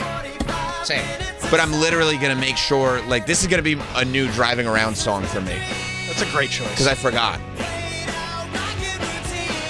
See, that's what's great about this bit. It's like, because we've forgotten about so many of these songs. Right. Like, this song rocks. Oh, it's so good. Like, I mean, literally a month ago, I remembered that Goldfinger song, Superman, from the Tony Hawk game. Yeah. I've been listening to it nonstop. It's so fucking good. But this is the new one. Oh. And then, like, my whole, like, algorithm on Apple Music thinks, like, oh, you just love, like... You love this. You love punk. You love pop punk. I'm like, no, I don't love pop punk. Just I that don't, song. like, no other Goldfinger songs, even. Just that, Ian would love my algorithm. They're just like, yeah, you love ska now. And I'm like, I don't love ska now. I love that song. Does Timmy get another one? 100%, because this is going to go far.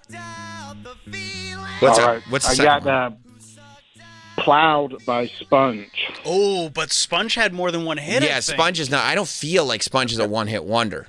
Yeah, I think they were like real Sponge fans. Give you an alternate then. No, I don't think. I think you lost the alternate, bro. I'm sorry. Like, All right. one bad All pick right. takes you off the line, unfortunately. I don't know but- any other Sponge songs, but Okay, let's look it up. I'm gonna hang up on you, Timmy. Exactly what it was. Molly was their second hit. Yeah, I think Sponge had a little bit of a catalog and a fan base. Yeah, can't do it. Let's go to Reed in Vegas. What's up, Reed? Okay, I'm going to win my second and third choice. All right. Okay. All right. First one is going to be Kay's Choice, Not an Addict. Yes. What is that? Yeah, you know this. And what's the name of the band? Kay's Choice. Kay's Choice.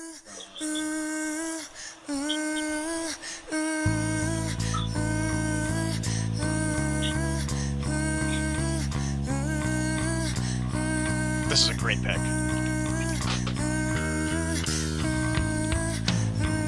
Troy? Kay's Choice? Not an addict? It's a great one. I honestly don't.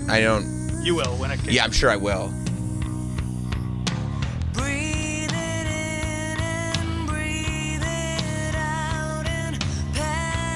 Yeah, this will earn you another pick, Reed. Okay. Second one? Yes. Poe, Angry Johnny. Poe. I feel like Poe was not a one-hit wonder. I feel like Poe had a fan base. No. You don't think Poe's gonna at least fall into This song's so good. this song? I love this song. This is your Lilith Fair era. Kay's Choice is not Lilith Fair. It kind of is. No, it's not. Here's Angry Johnny. But look up Poe. I don't think Poe's a one-hit wonder. No, people. I can't give it to you because I know people that were into Poe. But hang on, I'm not hanging up on you yet, Reed. She also had Hello. Yeah, no, people liked Poe. I'm going to hang up on you now, Reed. It's all right. You made it for 2. 2 is good. 2 is very good. And this was a big hit, but Poe had fans and Poe had a catalog. And yeah, and he lived in Jersey. Karate chop balloons. Let's go to... You wrote down K's choice? I wrote down K's choice, not an addict, 100%. Great. Eric in Pittsburgh. Hey, what's up, Sammy? My third time trying to get through. So I got 2. I'm going to earn the second one. Okay. First one, Jars of Clay, Flood. Jars of Clay, Flood. Clay. Let's hit it so we can find out if that fits in, because you're not getting your second choice if this one doesn't fit. Wow. I mean, we got to play with some rules here. Too many people want in on this. This is too important right now. I don't know how this would not be on there. Rain on my face. I remember this. Yeah. Hasn't stopped. We're going to keep it, right? Yeah. Okay. Did they have any other hits? And then how about Sammy? How about the Bodines with Closer to Free? Closer to. Oh yeah. Everybody. Yeah, that's from. Thank you, buddy. That's from the Heavyweight soundtrack. Oh. That's definitely Closer to Free. Closer to Free. That's definitely on this list. Yeah. And what's the band? Bodines. Again, Bodines. You've never heard of that band before, but you've definitely heard this song. That's what I'm talking about. Bodines? Yes. I mean, come on. This was probably on 7 now, he different. Switched it up because that's not the song that he. Well, he was probably getting greedy. I love that song that he didn't. Well, too bad. I can't even do it. You can do it. Okay. But just pretend it's yours. Okay. That's a great song. Okay. Now this is gonna be on the bubble of was it played on K-Rock or not? I don't remember. Okay, this is your pick. This is my pick that you get now. That I get now. I hope it wasn't on Troy's list. This is I Know by Dion Ferris. I know what you're yes. doing. Yeah. I don't know, man. This song rules. Yeah, that's not my question. What year did it come out? Because that makes a difference to whether doing. Yeah. I'm not sure that. I don't know. Well, maybe K-Rock. Is K-Rock playing this in 1994? That's tough for me. I don't think so. Yeah, because there was a lot of cool shit in 94. This was number 1 top 40, number 4 Hot 100. No? Too poppy. This is pop. Great song, Too poppy, but great song. Great song. To answer Super Agent Tony Burton. Again. Yes, he's got another one. Eagle Eye Cherry Save Tonight is on the list. That's a good one. It's a good one, and also it's later in the 90s when K-Rock was a little more open door policy. This, earlier in the 90s, people were a little more segmented still. Yeah, I wouldn't hear Crazy Cabbie playing that. No, Crazy Cabbie would be like, get that bullshit off my air. People come to me with expectations. Jamie in Georgia. Hey, guys. So the Refreshments, Banditos. And the Refreshments were actually also the theme. They did the theme song for King of the Hill, but it wasn't really a radio hit, obviously. But Banditos was a huge hit in like '96. Was it the Refreshments? How far down do you want to go? Well, we could talk it out over a cup of joe, and you could look deep into my eyes. This ain't ringing a bell for me. Yeah. The chorus is the part that gets everybody. So, well, it was a huge hit in the South. I'm assuming they were from Arizona, so I'm not sure why it wasn't nationwide. But dang it, Bobby. But they did the theme song from King of the Hill. Dag damn it, Bobby!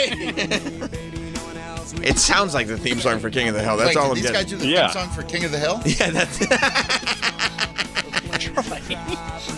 I don't think this is making it. I'm gonna say no. No, sorry, buddy.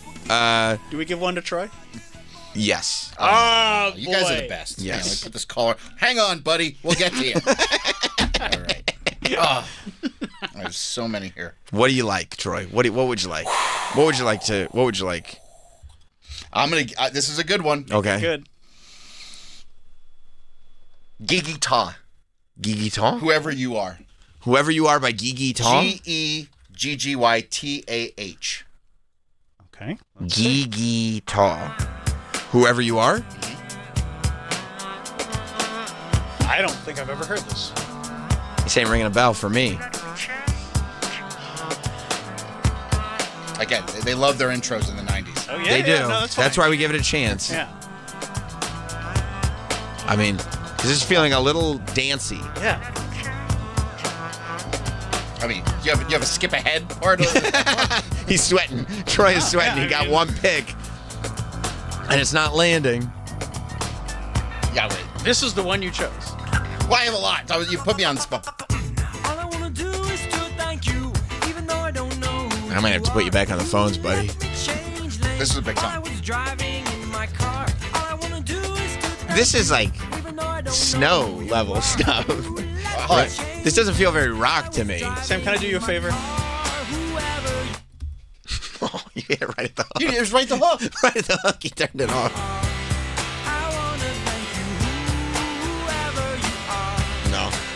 No, sorry, bro. 866-969-1969. Answer line 4.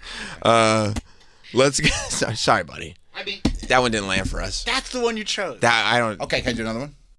I mean, you got it. This is like. I'll give you a good one. Because he wants to be. He wants to be like. He thinks he's Matt Pinfield discovering new music. Like he really does. Like get the fuck off your deep. high I went horse. deep. Stop with the deepness. It's a one-hit wonder. Everybody has to know the song. That's why everybody's calling in. If we're like, oh, what's the best song that no one's ever heard of? Maybe you could put that one on. But who the hell wants to call into that radio bit? Would you like to do? I feel bad because that one really blew up in your face. I did, and it's humiliating. Yeah. I mean, this better be one that I've just already got. You're gonna like this one. I know it. Okay. Luscious Jackson, Naked Eye. I mean, for sure, unless Luscious Jackson has any other songs that I don't know of. That's a good one. This is on my list too. Okay. I mean, they were great. But they had this one tune. You know who the drummer is? Lars? No. Chubby Checker? Nope. Ringo? Nope. I don't know. Kate Shelleybuck. Okay, see, I wouldn't have guessed Kate Shelleybuck. Do you know who she was the original drummers for? No. The Beastie Boys. Oh, wow. Yeah. We're sure Luscious Jackson didn't have any other hits? Yeah, I checked because I also had Luscious Jackson. Because I also wanted to put Veruca Salt on my list, but they had 2 hits. Right. Yeah, no, this is for sure. This is, and honestly, this will go quite far. Did I redeem myself? You did. Yeah, but I mean, the last one. You got pissed about Gigi Top. I'm like, what are you doing? You think you're an artist? This is like, this is relatable. This is wide net stuff. What are you doing? There's some really good ones on. Let's go to Michael in New Mexico. What's up, Michael? Hey, what's going on? First off, I want to say I don't think Closer to Free should be on there. Okay. That was also the theme song to Party of Five. Do you want to put the Friends theme song on there too? I mean, you could argue that the Friends theme song could make, but the Friends theme song wouldn't have been played on K-Rock. No, it wouldn't. But Closer to Free think that probably one's would on have. there. I mean, just because it's a theme maybe. song, these are real songs. They turn into theme songs. Very, very true. I have one for sure that needs to be on there. I don't think you said Possum Kingdom yet. Who did that? The Toadies. We talked about the Toadies on the first day. But Toadies have more than one hit. They have more than one hit, yeah. Do they? Yeah. Did Toadies also do I Come From the Water? I Come From the Water, yeah. You were very proud of yourself when you said I'm still proud of myself. I come from the water, yeah. Thank you, Michael. That was 2 bad suggestions. However, Frank. Oh, yeah. Yeah. A layup. Frank in New Jersey. Hey, King Missile, detachable penis. Yeah. You had that ready to go. I'm so ready with this one. Oh, yeah. I mean, when you're a kid, when you're in middle school, and this hits, I mean, you can't get enough of it. Frank, that's a great one. Like Beavis and Butthead appearance. Yeah. I'm still blown away that this was a single. Yeah, it's like a radio hit. A regular radio hit. And not like late night. Like, this was on all the time. I woke up this morning with a bad hangover, and my penis was missing.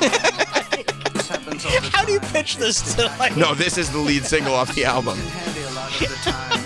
I can leave it home when I think it's going to get me in trouble, or I can rent it out when I mean, imagine being in King Missile. And you're like, no, we had a lot of success with our band. Oh, where do I know your band from? We did Detachable Penis. We did the.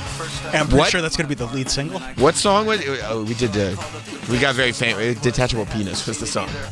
Dad, weren't you in a band once? Yeah, detachable Penis.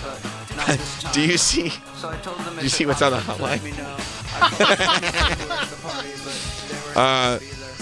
Let's go to Greg in Arkansas. What's up, Greg? How about Fade Into You by Maisie Starr? Okay. From an Angus soundtrack. Yeah, hang on. I'm going to hang up on you. Everything on the Angus soundtrack is, I think, K-Rock worthy. Fade Into You, right? Yeah. I don't know if I remember this. Really? Oh! Yes. Yeah. Yes. Yes. Yeah. I mean, it's been in so many things. Right.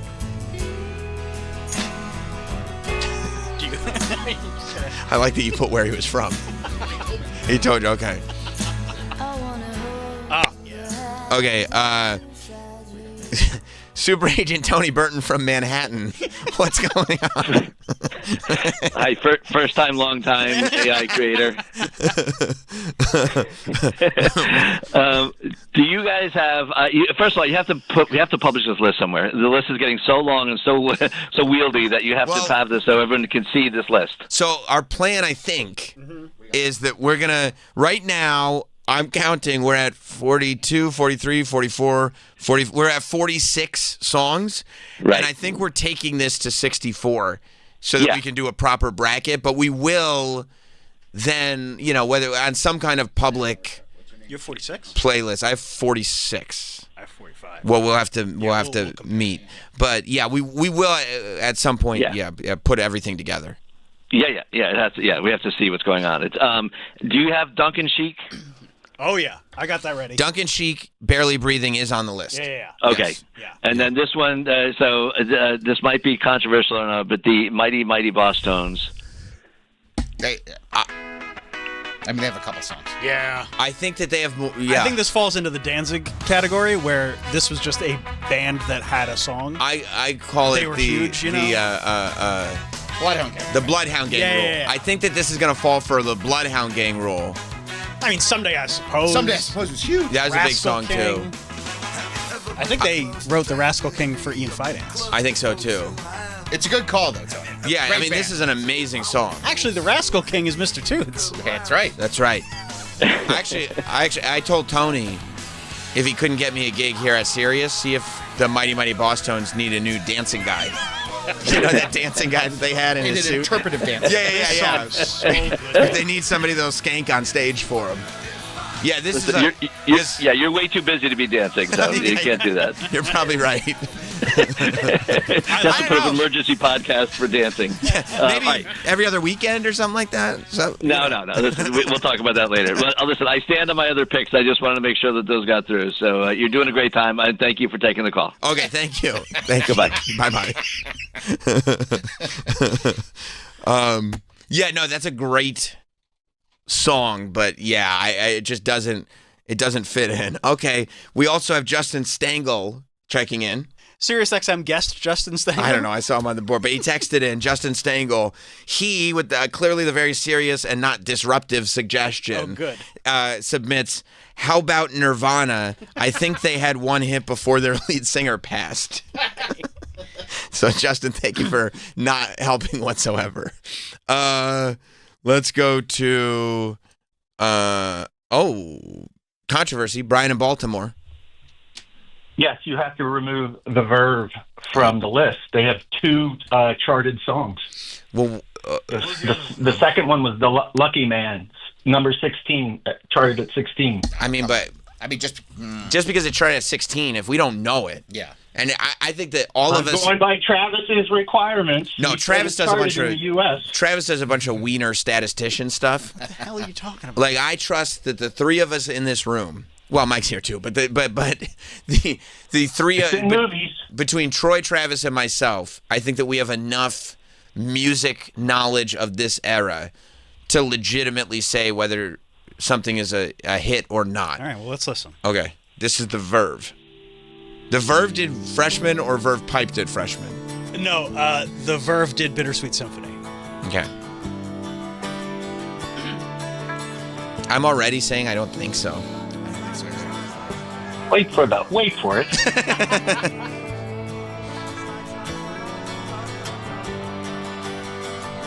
Man, they love their intros. They love their intros. 90s. It screwed you up too. By the way, you can't say it charted if it charted in the UK. It didn't even chart in the United States. We've talked about Brian, this. did it chart? At 16. It charted at 16 in the U.S. In Finland. That's Finland, dude. That's not a state, bro. No, in the U.S. I just looked it up. Okay. I'm going to go. Okay, there's Bittersweet Symphony. What song is this again? Lucky Man. Lucky Man. UK 7, Australia 60, Belfast or wherever 67, Finland 16, US dash. What, okay, so where are you getting the 16 from the US? That says Wiki. This is Wiki. And Wiki has never lied to me ever. We're wasting time. I know, Brian. Nobody knows this. Nobody knows this song. How do you not have Google, Brian? You're I getting did pissed. Google it. That's where it came from. Because we're at the end of the show and he's wasting our time. Nobody knows this song. I still have dog. so many good ones I didn't get to. Really? Yeah. You want one? Can I give you one? You can give me one. Okay. I'm just going to play it. Good call. You're right? Fucking love this song. You do? Is that why there's that vein in your head? This Sneaker Pimps? 6 Underground? This is a little controversial though. Really? Tell me. Hit me with the controversy. I love the Sneaker Pimps. Right. This defined like trip hop in the 90s. Right. They have another song called Spin Spin Sugar that was, I don't know if it charted, but it was definitely popular in the underground world. How underground? I don't know, but I definitely know it. But I knew them. I was into them. But so. you also knew that weirdo song that you hit us Geeky with. Talk. Well, that was definitely on MTV. I remember that on MTV. Oh, you know why? You know why I think you and I had a different count of songs, Travis? Go ahead. I forgot to cross off Geeky Talk. Ah, that's why. I just crossed it off. But, what's okay, the Spin Spin Sugar did chart at number 2 in the U.S. dance chart. dance? Can you give me spin? What's the name of this song? This is 6 Underground. Yeah. All right, hit me with Spin Spin then, because this is a layup. I gotta find it. Mike, can you pull that up? It's Sneaker Pimps. Oh wait, no, it's actually it's. Is it the one that goes spin, Ooh, it's in the spin, spin? Uh-oh, I don't like that it's in the Lithium playlist. I know. Because that's, I mean, But Lithium will go a little deeper. yeah.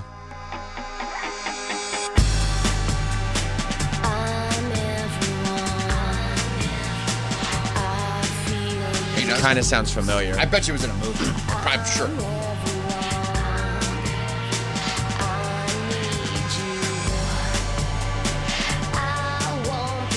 You're a Sneaker Pips fan. Yeah. This does not ring a bell to me, but I'm not. But they didn't have a hit and disappear. This was immediately following. 6 Underground was a big song.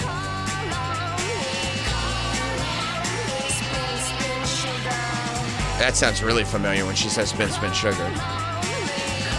But I would be mad if you kept 6 Underground on the... Listen, Sam. Do you know it? Do you know this song? I don't... It sounds familiar. Your votes are weighted. It was on The Girl Next Door in 2004. The fact that it didn't make any movies in the 90s? No, but it was... But it was on The Girl Next Door, which I saw that movie, so maybe that's where I know this song from, but that doesn't make it a hit. Right. I'm going to leave Sneaker Pimps on. Okay. I'm leaving Sneaker Pimps on. Great song, though, by the way. This song? No. It's both of them. Thank you, buddy. All right, we're going to do one more suggestion for today. Okay. That's it. Is it from Troy? Oh, great. I got him ready to go. Andy in Brooklyn. What's up, Andy? Hey, guys, if you accept my pick, I have a question after, too, but Urge Overkill, Girl, You'll Be a Woman Soon? Yep. I think so. 100%. Yeah. That's a cover, though, isn't it? It is a cover, yeah. Neil That's a Neil Diamond. Neil Diamond, yeah. Yeah, but their cover was a hit. Okay, so then would, whatchamacallit? Go ahead. The Michael Jackson cover. I'm trying to... Beat It? No. No, Alien Ant Farm? Yeah, does that count? No, because they had movies right after that. That's right. You're right. I'm pretty psyched that I called that. Boom. Were you impressed? I was. That was cool, right? Cover songs, I mean, it should be honored because it's a great cover, and it was in Pulp Fiction, right? And it was not only in Pulp Fiction, they illegally used it on ECW every single week. This song? 100%. Really? They had used all